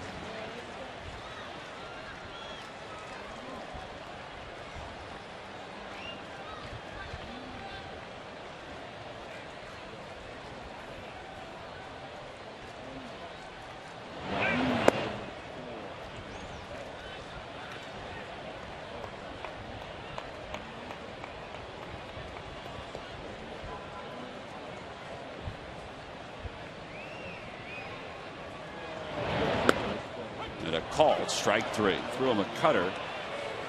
And it's the second time tonight Martinez has gone down on strikes.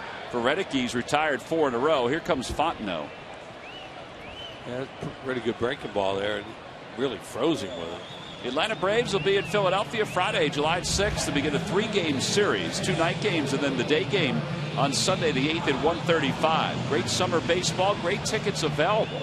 Check out Phillies.com for all the games coming up, including the Pirates series, then the Braves series. Phillies have a lot of games coming up before the All-Star break. Again, go to Phillies.com.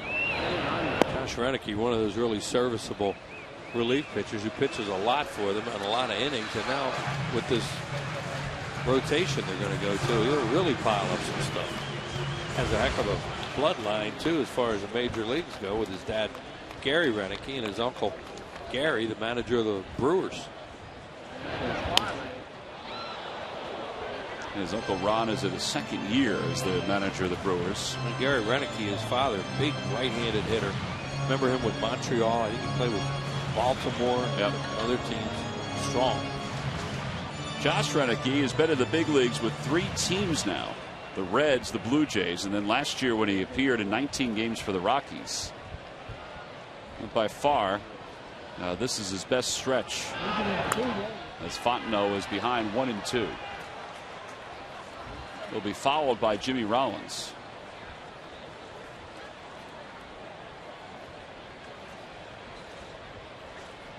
Phillies trailing by a run. Left the guy out at third tonight with less than 2 outs. So, you know, that looms a little bit right now. That's where he pitched really well on a night where he really didn't have great command of his stuff. That's a good sign when a guy can do that. 7 innings, 4 hits, and 2 runs.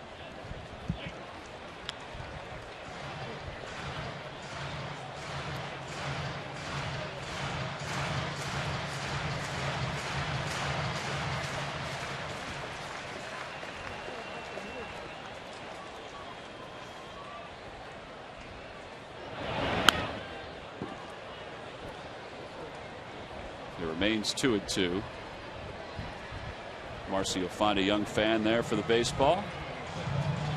He's been working it all night. Listen, if you get one, I'm right here. I'm not going anywhere. No, I'm going to sit right here.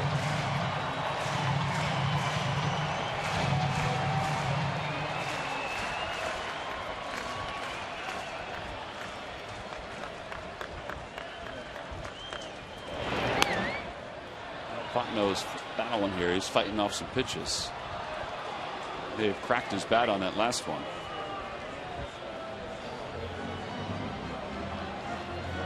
I figure if they'd have brought Tomey up there, that left-hander would have come into the game. But in this case, they figure Fontenot's not a home run threat necessarily, so they're just going to stay with the guy they want out there in Reddick, and there's Jim will just stay on the bench. But that's part of what he can do, even when he doesn't hit, is he makes the other manager think a little bit and do some different things.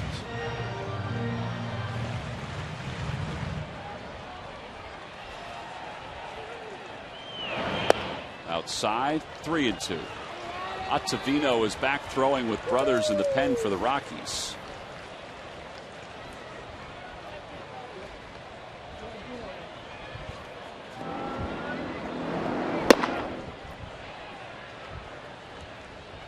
There's going to be a lot of box scores.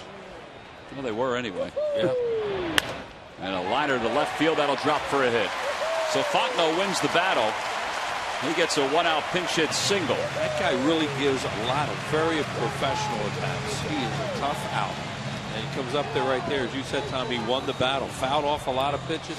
Took a nasty 2-2 really close.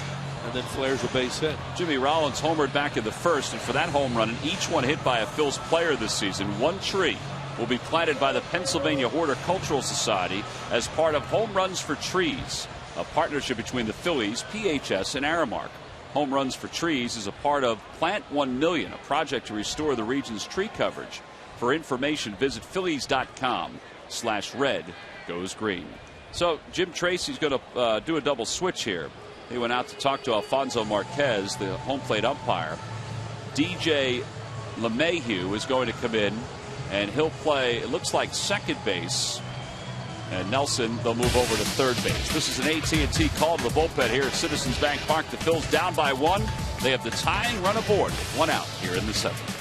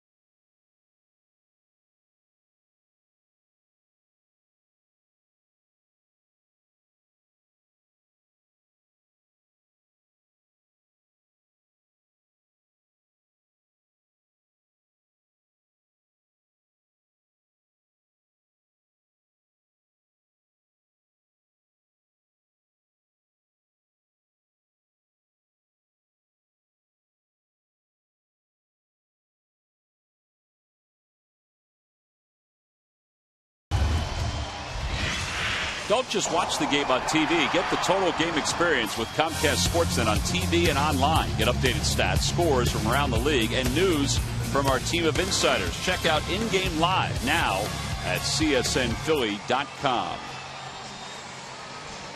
2 runs on 4 hits for the Rockies, 1 run on 7 hits for the Phils. Chris Nelson moves from second base over to third, and DJ LeMahieu, who will now bat 9th, is the new second baseman. Rex Brothers will come on in his 32nd game. 2-2 with a 4.24 earned run average. He'll bat 6th as it is right now. That's where the pitcher's spot will be for Colorado. Brothers had an outstanding year last season. In fact, for the Rockies in his first year in the big leagues, he was 1-2 with a 2.88 earned run average. He is from Lipscomb College.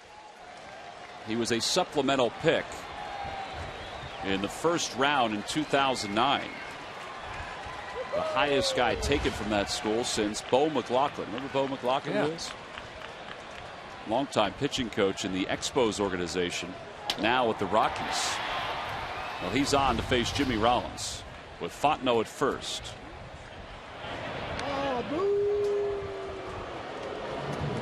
He's got a good fastball velocity-wise. 95 to 98, they have the scouting reports on him.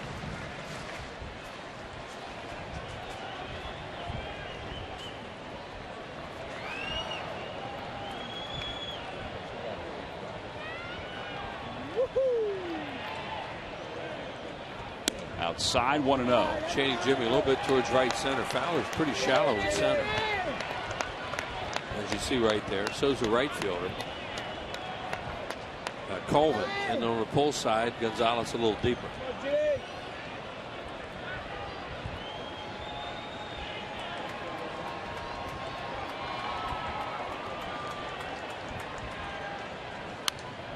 He got a fastball there, and he fouled it back. It's 1 ball and 1 strike. Rollins hit a home run his first time up, his 5th home run of the year. He's hitting over 330 in his last 20 games. His average is rising. Those are the numbers over his last 21. Counting the home run, he's driven in some runs during that span too. 13 runs batted in 21 games.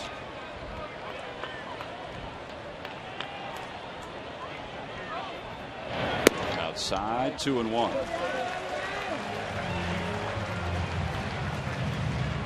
So when you know you're a hard thrower, when your changeup is at 90 miles an hour to go along with that fastball. Not a whole lot of separation.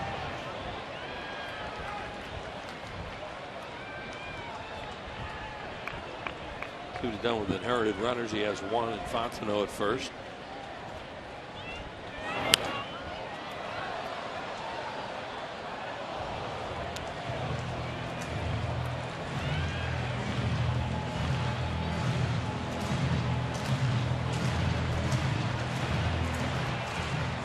Keeping everything away from Jimmy Rollins. He's trying not to give him anything in middle in that he could pull.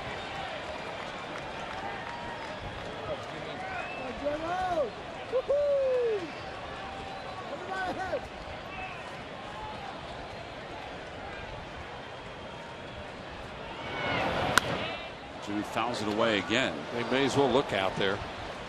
You know, guy's throwing really hard, so it's hard to. It's almost impossible to pull a guy throwing this hard on pitches away. Because if you do, you usually hit something weak. But if he makes a mistake middle in, as hard as he throws. Brothers is 24 years old. He is from Chapel Hill, Tennessee.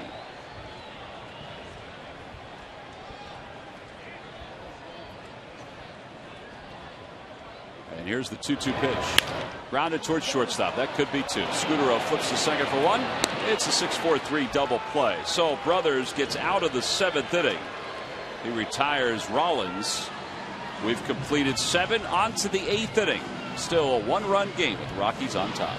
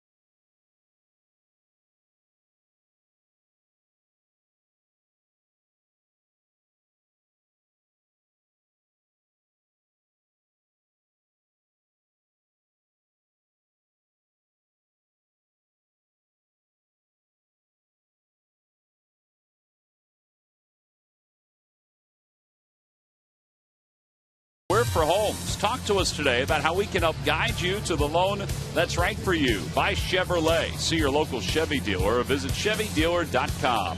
And by Thomas Jefferson University Hospital. Call 1-800-JEF-NOW for an appointment.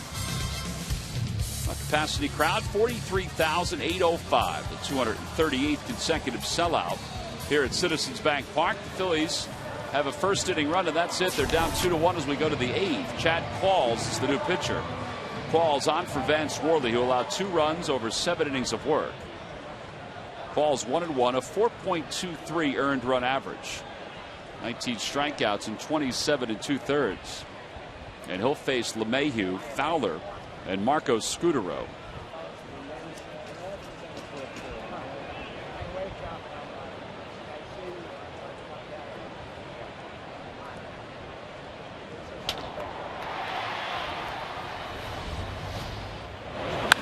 Line drive, foul.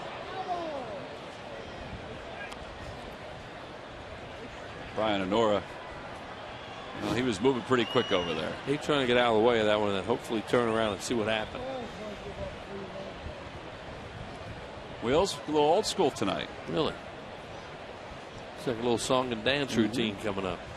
I wonder if Sarge has ever had one of those hats. Looks like a little tap dance routine.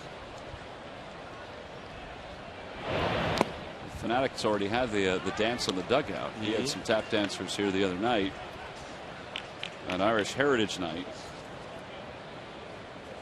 from the Brosler School of Irish Dance. See a little Gene Kelly and Singing in the Rain. Little tapper back toward the box.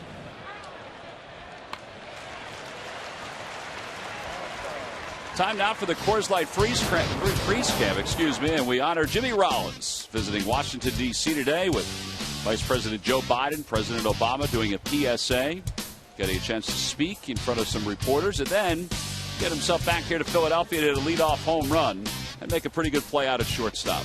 It's our Coors Light freeze cam, brought to you by Frost Brewed Coors Light.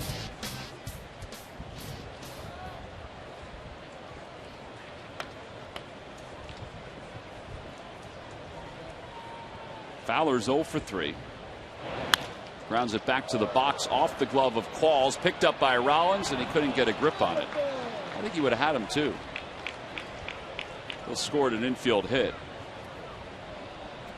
I know that Fowler runs well, particularly from the left side, but I think if Jimmy had gotten that cleanly, I think he had a play. Ball was spinning like crazy too. Left-handed hitter cued it out there, spun it right off Qualls, and it's still going crazy as it gets there. Yeah, he couldn't get out of it. I bet that thing was spinning like a top when it got to him.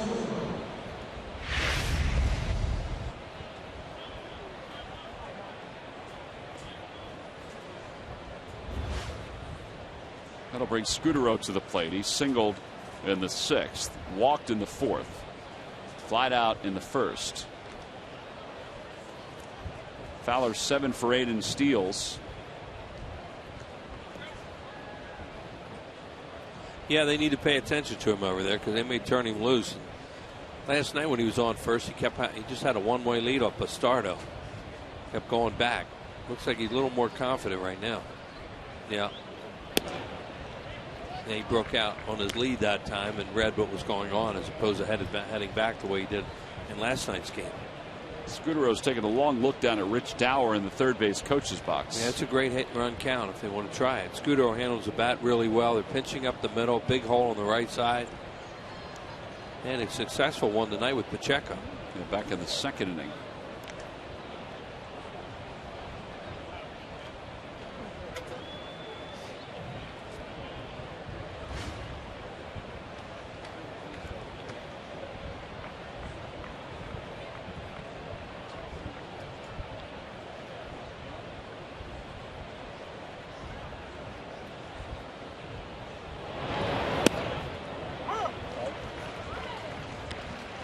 If they'd have tried to play hit and run, then that was some kind of good pitch to hit too. Fastball away with a hole open.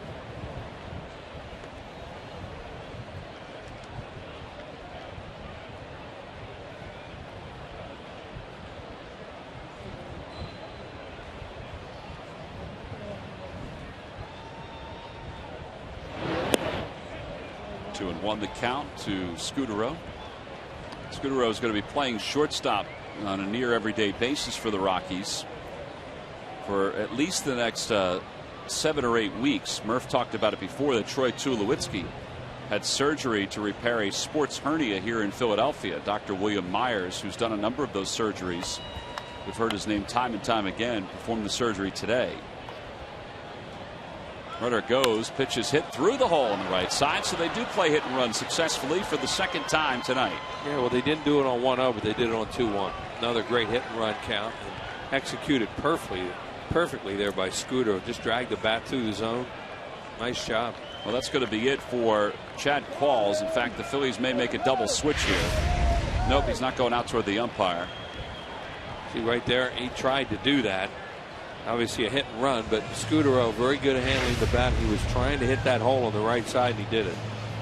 So Jake Diekman will come on with runners on 1st and 3rd to face Carlos Gonzalez. So here comes Diekman. We've got a call to the bullpen. Phillies down by 1, trying to keep it that way here in the 8th.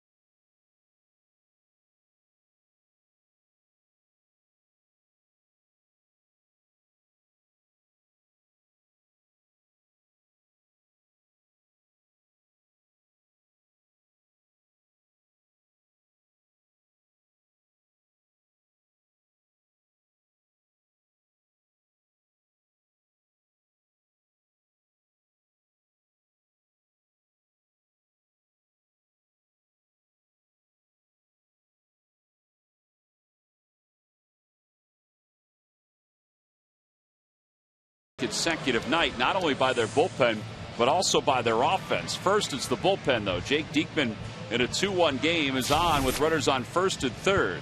1-0 with a 4.22 earned run average.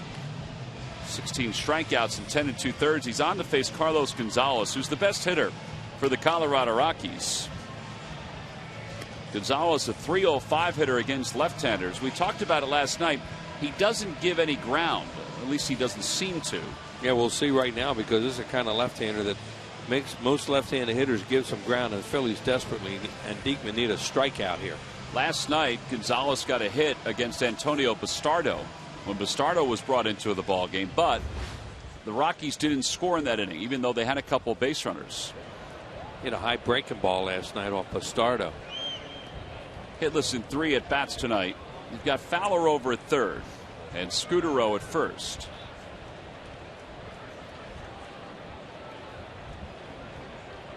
Phillies are set up to try to turn 2.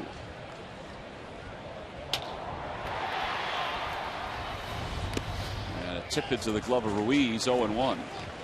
Well, he pulled off a little bit there, and thankfully he did, because that was a hanger. He's a pretty good hitter, this guy. Later the game goes on, he does not want to throw another one in that spot.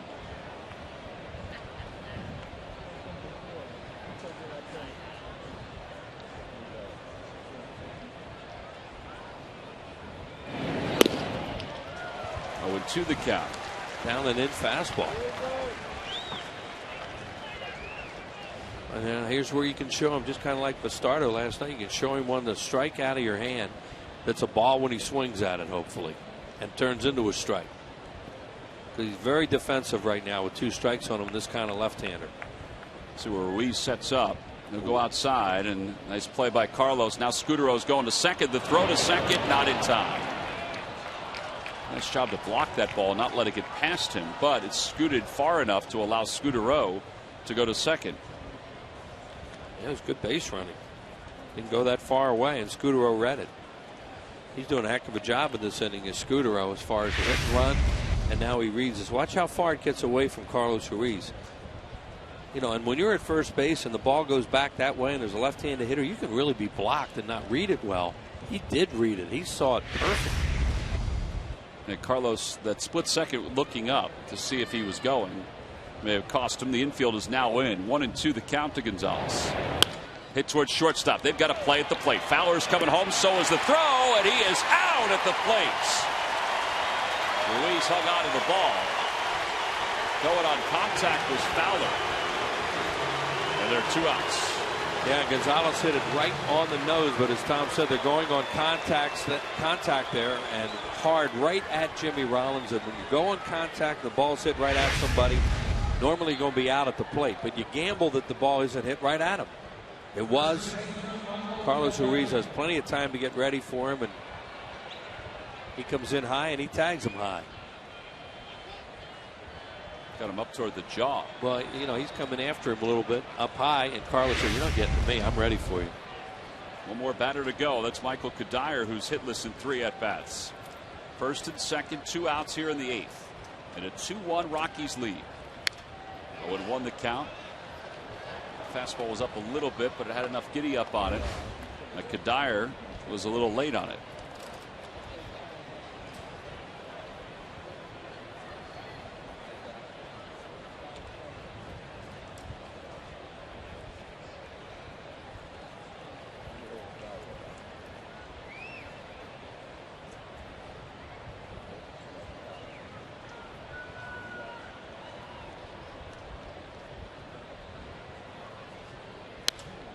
Two.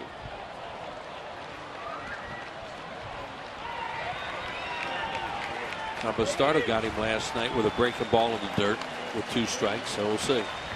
Greg Dobbs, 2 RBIs, 2 runs scored. Marlins lead the Red Sox 5-3.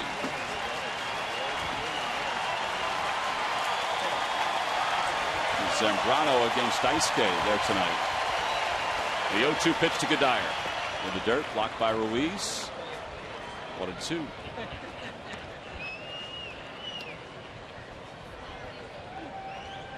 Marlins are the team right ahead of the Phillies in the standings. They're 1 game ahead of the Phils. It's 7 games back. Phils are 8 games back. Nationals are also leading their game in the 7th.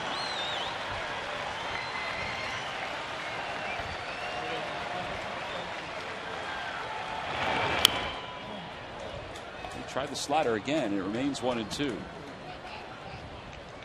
And Scudero will walk back to second. And Gonzalez back to first.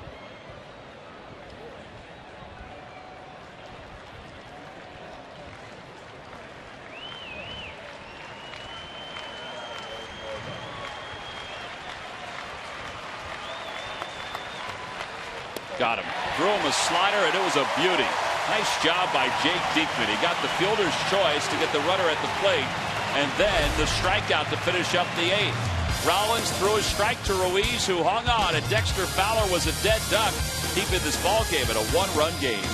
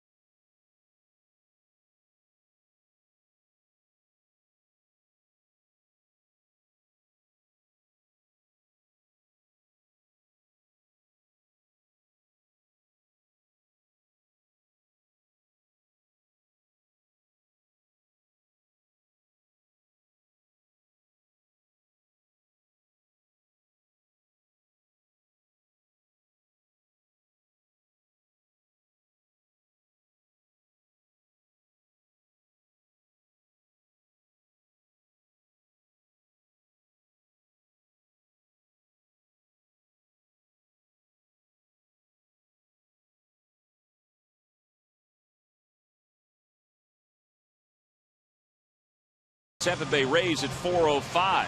Visit Phillies.com/Ladies Night for more information. Again, it's the Phils and the Rays. It's a heck of a matchup anyway. The Rays are coming up from Washington, where they're trailing the Nationals right now in the 7th inning. So stop on by the box office or check out Phillies.com. Get your tickets for Mama Lucia's Ladies Night here at the ballpark. Well, Rex Brothers is done. He was warming up, but then Charlie Manuel sent Ty Wigginton to the plate as a pinch hitter. So Jim Tracy counters with Matt Belisle. So Belisle will come on here in the 8th inning. Wigginton was announced as a pinch hitter for Juan Pierre.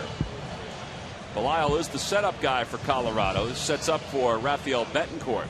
So a pitching change here in Philadelphia. We'll be back right after this.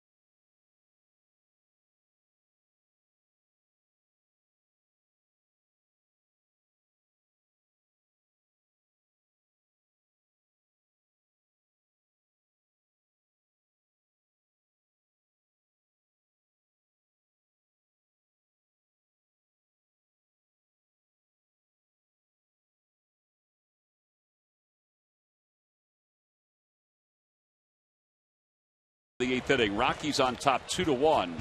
Charlie Manuel had sent Ty Wigginton up as a pinch hitter. And then Jim Tracy decided to make a switch and bring in the right-hander Matt Belisle. But Charlie's going to keep Ty Wigginton in the ballgame instead of substituting Jim Thome in his place. See Belisle's numbers. And the first pitch is over for a strike. It's 0-1. There's Jim chatting with Carlos Ruiz. Wigginton had a big hit in last night's ball game and a big run. There's a fly ball to right center field. They're not going to get this one. It's going to head to the gap and go to the wall.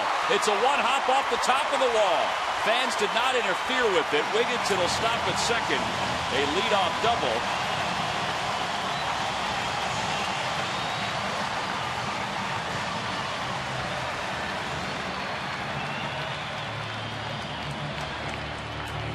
Jim Tracy brought in Belisle to face Wigginton. I thought Charlie might put Thome up there, but it pays off that he didn't. He threw him a breaking ball right there, and Ty Wigginton, another big hit like he did last night. As Tom said, that fan did not touch that. That's a live ball.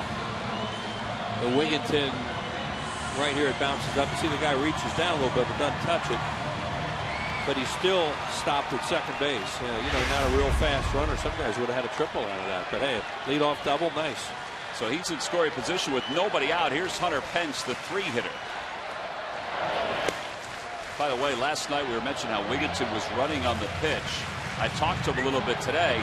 He said, you know, I've done that a lot in my career. He goes, truly I have. He said, if you go back and look at some of my stolen bases, he said, a lot of it is in those kind of situations. And he said, I knew Betancourt was slow to the plate. I knew I had a chance to go and get the bag, and then it just it was even better that Pence got the double. I said, well, you wouldn't have scored if you weren't running. And he said, yeah. He said, I wanted to go on the first pitch, but they wouldn't let me. And then he said, can I go? And he said he just went. And they were playing off him a little bit, too, which helped. Yeah. And that was one of the reasons why he thought he could get it, too. He can get a good jump. So it's 0-2 to Pence. 1 for 3 tonight. Outside, 1-2. Really needs something here from Hunter Pence, even if he makes an out. That Wigginton's at third base. 2:07 with runners in scoring position. The story has not been good since the 11th of May. You would think they are going to stay away from him the way that they didn't last night when he roped that double. Breaking ball, waved up. First out here in the 8th. And Carlos Ruiz is coming up. Well, like you said, you know they're going to stay away from him. And he pulls off and misses the breaking ball. Carlos hitless at 3 at bats, 2 for 6 against Belisle.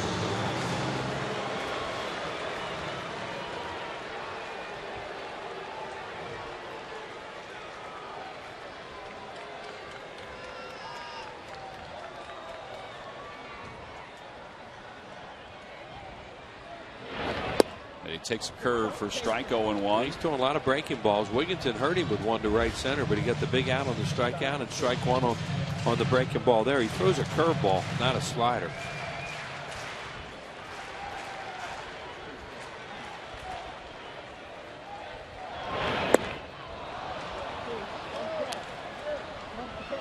That was a slider. That did look more like a slider than a curve. Well, it was harder. But he is doing a great job right now. You know, Wigginton hit a pretty good pitch off him. He's doing a tremendous job with these right-handed hitters of throwing everything down and away. And he just called for a high fastball right there, and he didn't want it. Well, maybe not.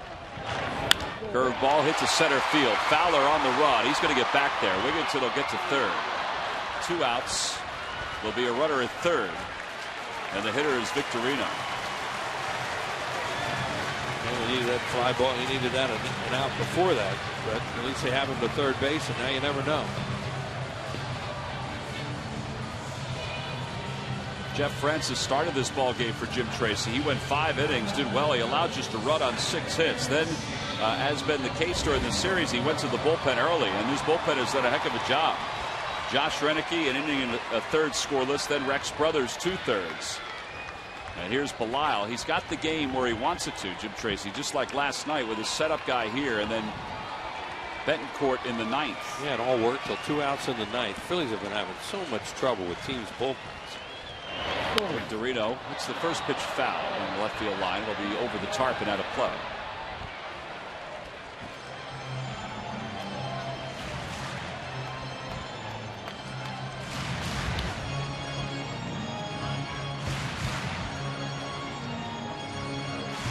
Shane's production with runners in scoring position, 2 outs, a .345 hitter.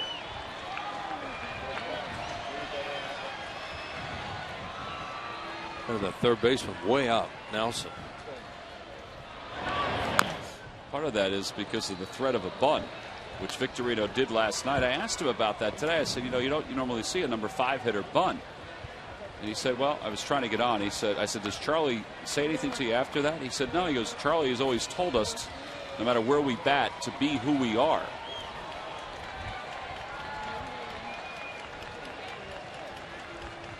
Oh, and 2 the count. Check swing. They'll peel. No, they're not going to. Alfonso Marquez says, I got it.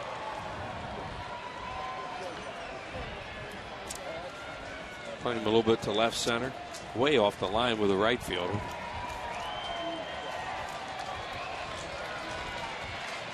Pull the ball, you run all day.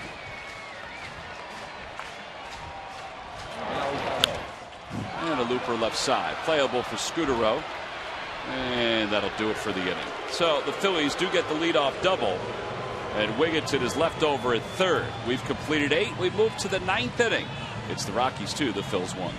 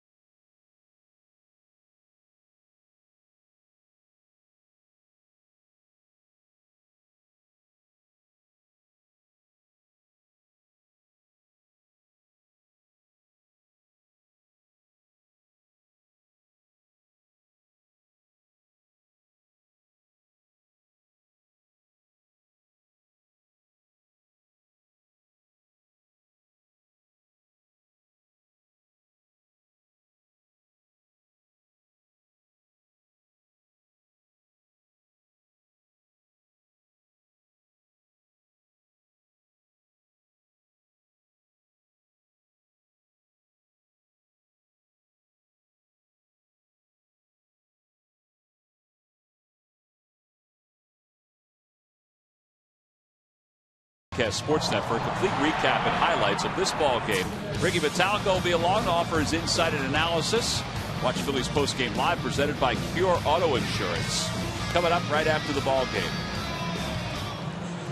Jake Diekman will stay in the ball game for the Phillies. Defensive changes. Mayberry goes to left field, and Ty Wigginton, who had the pinch double, stays in the ball game, and he'll play first base.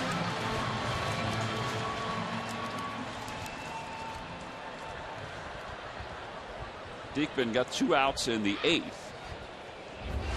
And now on for Tyler Colvin.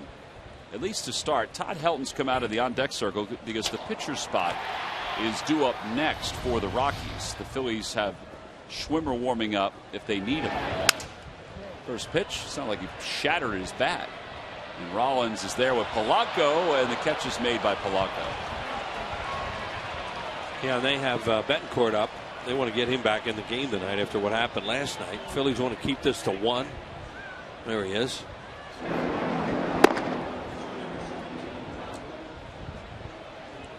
Schwimmer is in the Phillies bullpen, of course, if they want to use a right-hander for any reason this inning. Just like to get through this, keep it to 1, and get after him again tonight. Todd Helton, 8 pinch hits. Hasn't done it that often because he plays every day. 234 in the year, 7 home runs. He's one of the stand-up guys, as everybody knows, in the league, and You know, after last night's win by the Phillies, he was out front saying it was his fault. He said, out of the corner of my eye, I thought it was into the outfield, the ball by Polanco. He said, there's no excuse. I should have been there. And then he thought that the play was going to be at second base and it would be a force out. So by the time he wandered over toward first, he was, I guess, thinking about going back to the dugout, and his footwork was all over the place. He couldn't find a bag. Tough to get your footwork down when you're panicking and you can't find a bag. I think part of it too is that, and he even said this, that it was his wrong foot. You know, his muscle memory was all out of sorts. Yeah, because he was panicking.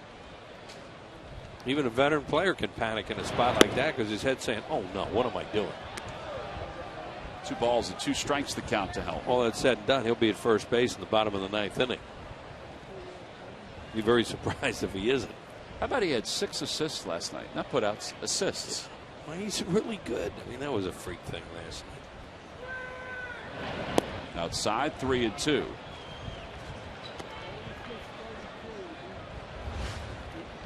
Still have Giambi available, too, off the bench, another left-handed pinch hitter.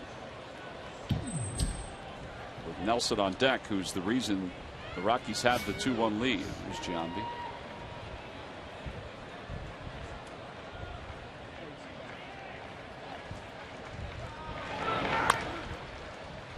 He fought it off. It's foul.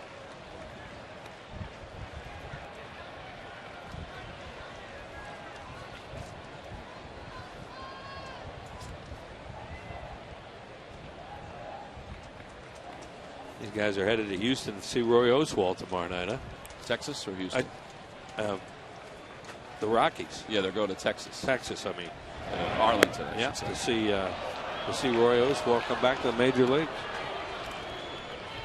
Yeah, Roy had 4 starts in the minors and proclaimed himself ready to go. Charlie Manuel's going to come out. Nelson is coming up to the plate. So Charlie's going to go get Schwimmer. At least that's who was loosening up. So we'll have a pitching change with a runner over at first and 1 out here in the 9th inning. Jake Diekman's day is done. His line is not complete. Schwimmer doesn't know if he's been summoned just yet. I believe he has. We'll be back after this.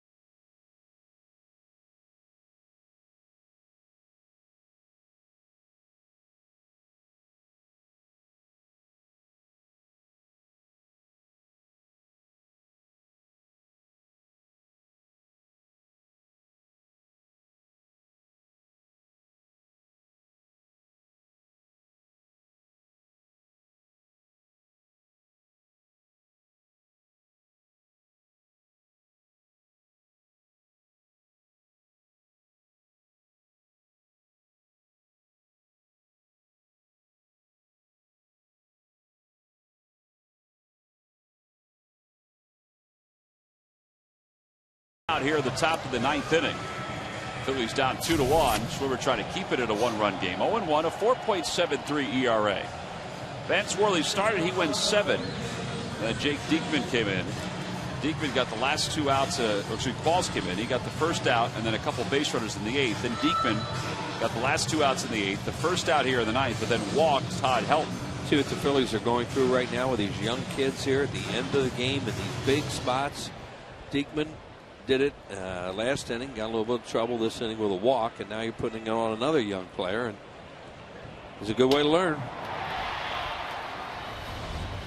Nelson in a 2-run home run his last time up. It's 1-0, and then all of this includes these little teaching sessions, these side sessions that Rich Doobie's been doing in the bullpen prior to games. Obviously, he does it with the starters, but he's been doing it with the relievers too. Well, relief pitching is a whole different animal when you come in. It's not only the pitches you throw, your delivery, all that stuff. It's the situation you're in, the hitter who's up there, the guy who's on deck. There's so much involved in these one-run games when you come in late out of the bullpen. That's why they're specialties.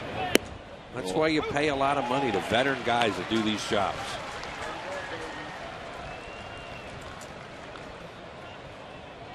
These guys, Diekman and Schwimmer, both have a lot of potential. 1 ball, 2 strikes the count to Nelson.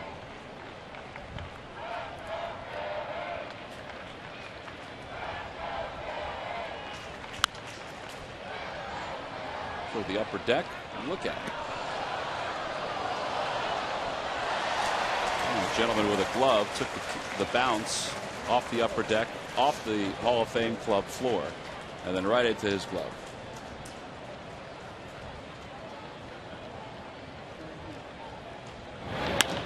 To right field, playable for Pence, and that'll be the second out. Pretty good pitch. Yeah, it was a real good pitch. He's gotten much better at locating his fastball away to right-handed hitters, and with 2 strikes right there, watch where he throws this thing. That's a really good pitch. Kept it away from the middle of the plate, and the guy hits a fly ball the other way. He wanted a point. Remember last year, we talked about the point. He wanted a point. He hit his finger out, his index finger out. Yeah. He pointed last year on that hit in Espinosa. What did he hit it about? 400 feet, center field. That's a liner to left field. That's deep, and that's not coming back. A 2-run home run for Rosario, and it's a 4-1 ball game. Point about when you got all these young guys and you're trying to use them in these kind of spots, you can get burned. But that's what they have right now. And as good a pitch as he made on that fastball to Nelson, I think he made a mistake there middle in to an aggressive guy like this Rosario we've been watching. See if it's not supposed to be away. It was. Look where it was. It came in. Bam. Hit it out. Because he's swinging early in the count. He's shown that in the whole series. But right there, the fastball location that we were just bragging on him about wasn't there. He wasn't able to locate it that time. It's the second home run of the series now for Rosario. So 4-1 the score. With 2 outs here in the top of the 9th. DJ LeMahieu's 0 for 1. And it's no balls and 1 strike to him. Doesn't take much up here at this level if you miss your spots to get hurt. Rosario's a good-looking player. He's made some mistakes behind the plate. We haven't seen them, except for the ball that hit the umpire. His numbers are not great pass ball error-wise behind the plate, but it's like a pretty good player. I don't know. He blocked every ball in the dirt in this series. And he can hit a fastball. That's pretty obvious.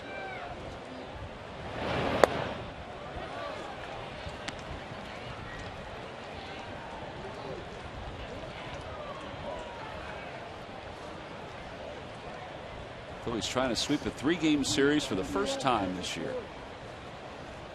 Well, you know, they're giving up these runs late like this, which really hurt, but they also have been very poor situation hitting again tonight. Left a guy at third with less than 2 outs and had a leadoff double. Didn't get him in. 2 runs right there, maybe. Different game, maybe. And Phil's 0 for 9 tonight with runners in scoring position. It's 1-2, and the pitch. A little high, 2-2.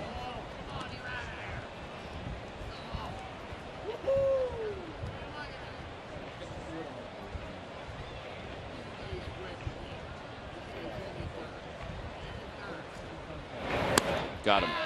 92 on the fastball.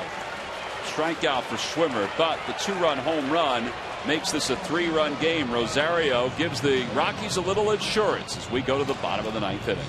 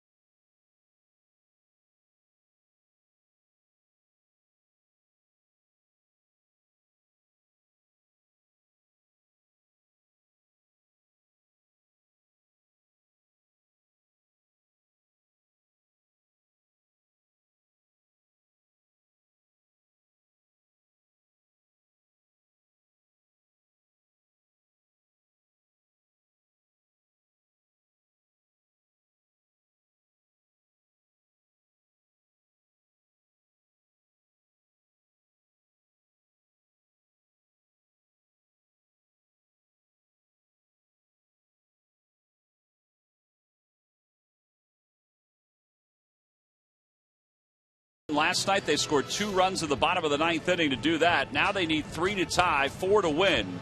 Todd Helton in the game, as we mentioned, as a defensive replacement over at first. And here's Rafael Betancourt, who blew the save last night. This is a save situation here tonight. 1-3 with a 3.28 earned run average. 24 strikeouts in 24 2/3 innings for Betancourt. He also took the blame for last night's ball game because the Phillies scored with 2 outs. He said the team worked so hard to get a lead, and he said, and I let them down. He said, I can't do that. He's a veteran guy who is a closer on a full-time basis this year for the Rockies. Hasn't always been that way for him. He's always been a very good setup guy. Well, and Tommy is on the bench, ready to hit in this inning. You'd love to get some men on base and give him a chance to pop one, because they're not going to bring the left-hander into Pittsfield that they have out there. This is what he had to do with last night, Wheels. This is with 2 outs. 2 outs and nobody on base. They're hugging the line to stay away from a double base hit in the hole. And then Pence rips this thing off the 334, or just to the left of it. Wigginton running on the play scores. And then Shane Victorino nubs one to short here. Hustles down the line, beats it. And then the play everybody's talking about today, just watch it again.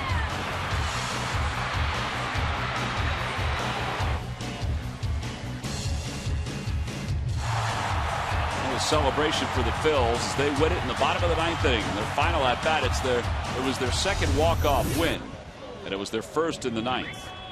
So Polanco will start it off. It'll be Polanco, Mayberry, the first 2 hitters. They need base runners. And Tomey with a helmet on, bat in his hand, and the stairs at a strike to Polanco. Well, you just love to get to the point where he represents a tying run, because this is their closer and they have a left-hander available in the bullpen, but I don't think he'll even get up. Yeah, that's Matt Reynolds, who's the lefty.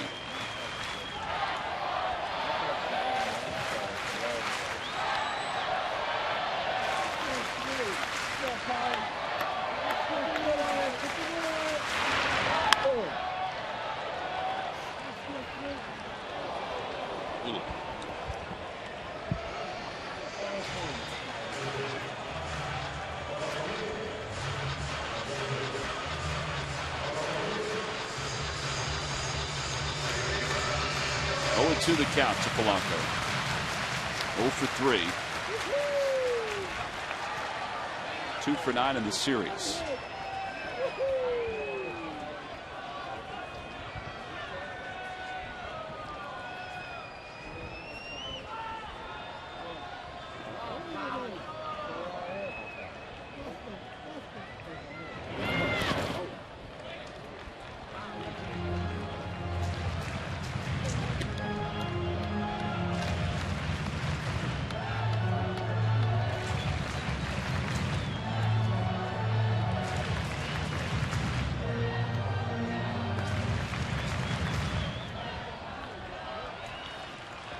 By the way, down in Clearwater tonight, Chase Utley 0 for 3 was hit by a pitch as the DH in a 3-0 loss to Daytona.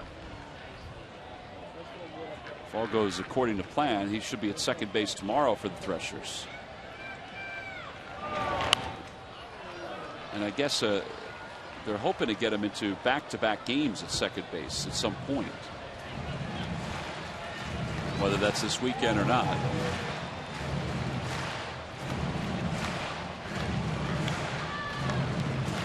1 ball, 2 strikes the count.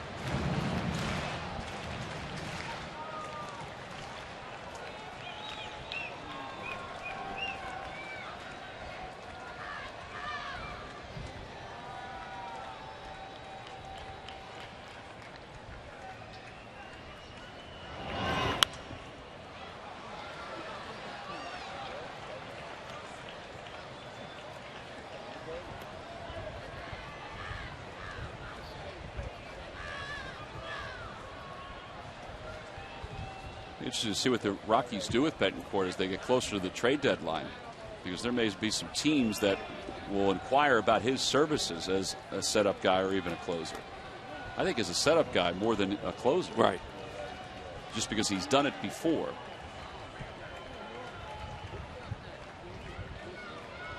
Rosario going out to talk to Betancourt.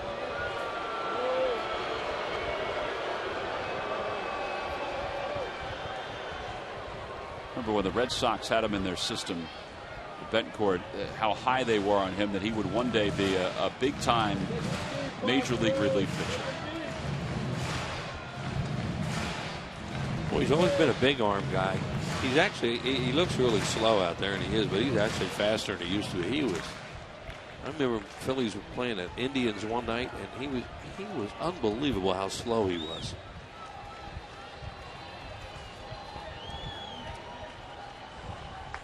He's still not real fast. Here's the 1-2 pitch to Polanco. A liner to left field. Gonzalez going back. He's there. And he makes the catch. One away. And here comes John Mayberry.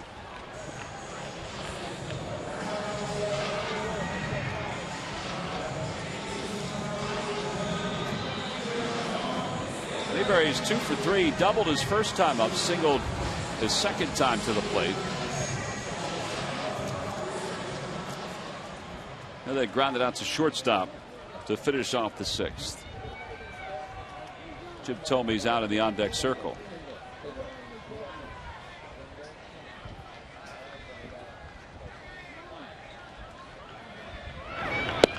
Breaking ball, 0-1.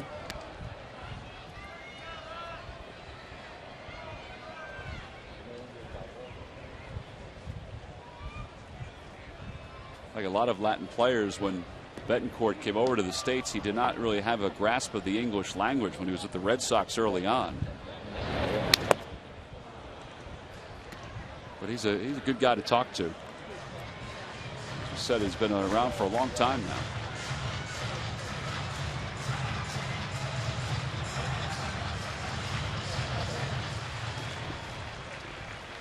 Oh, and 2 the count. See his career numbers. 3.19 ERA, and a lot of that's pitching in the American League.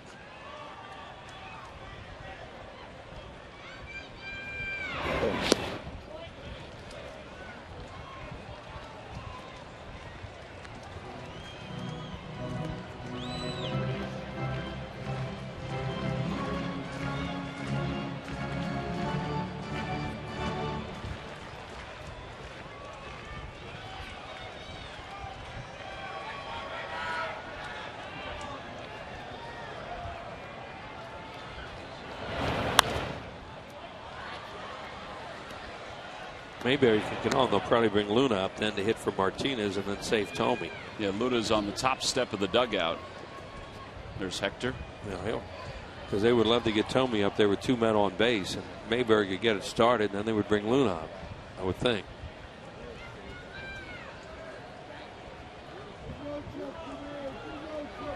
And if Mayberry doesn't get on, Thome will hit. Right. Because they want him to get in a bat. And a call, strike 3. Painted the black to the outside corner, 2 outs. The best laid plans are not happening. So Thome will get an at bat here in the 9th inning.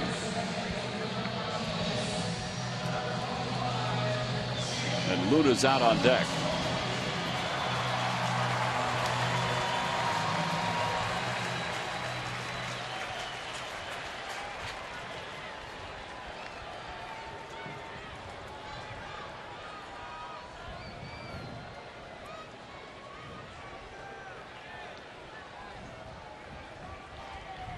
Thome does not have a hit as a pinch hitter. Last night, hit the ball as hard as he could.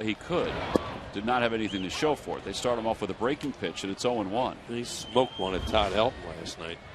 0 for 11 with 7 strikeouts. Was that the first out of the inning? Yep. For the year, he has 4 homers and 14 runs batted in.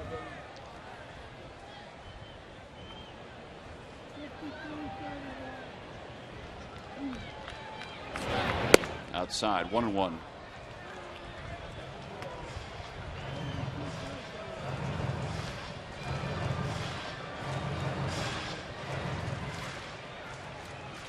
Red Sox have tied up the Marlins. The Nationals have increased their lead to 3 in the 8th over Tampa.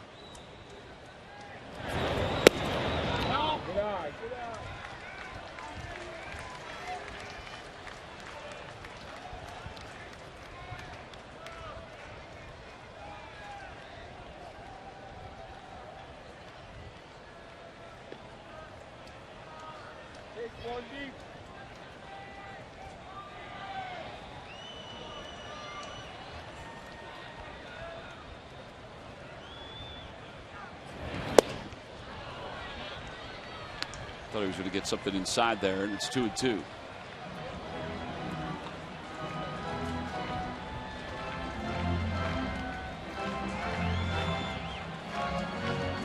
Tomey needs one home run to tie Sammy Sosa on Major League Baseball's all-time list. Jim's at 608, Sosa's at 609.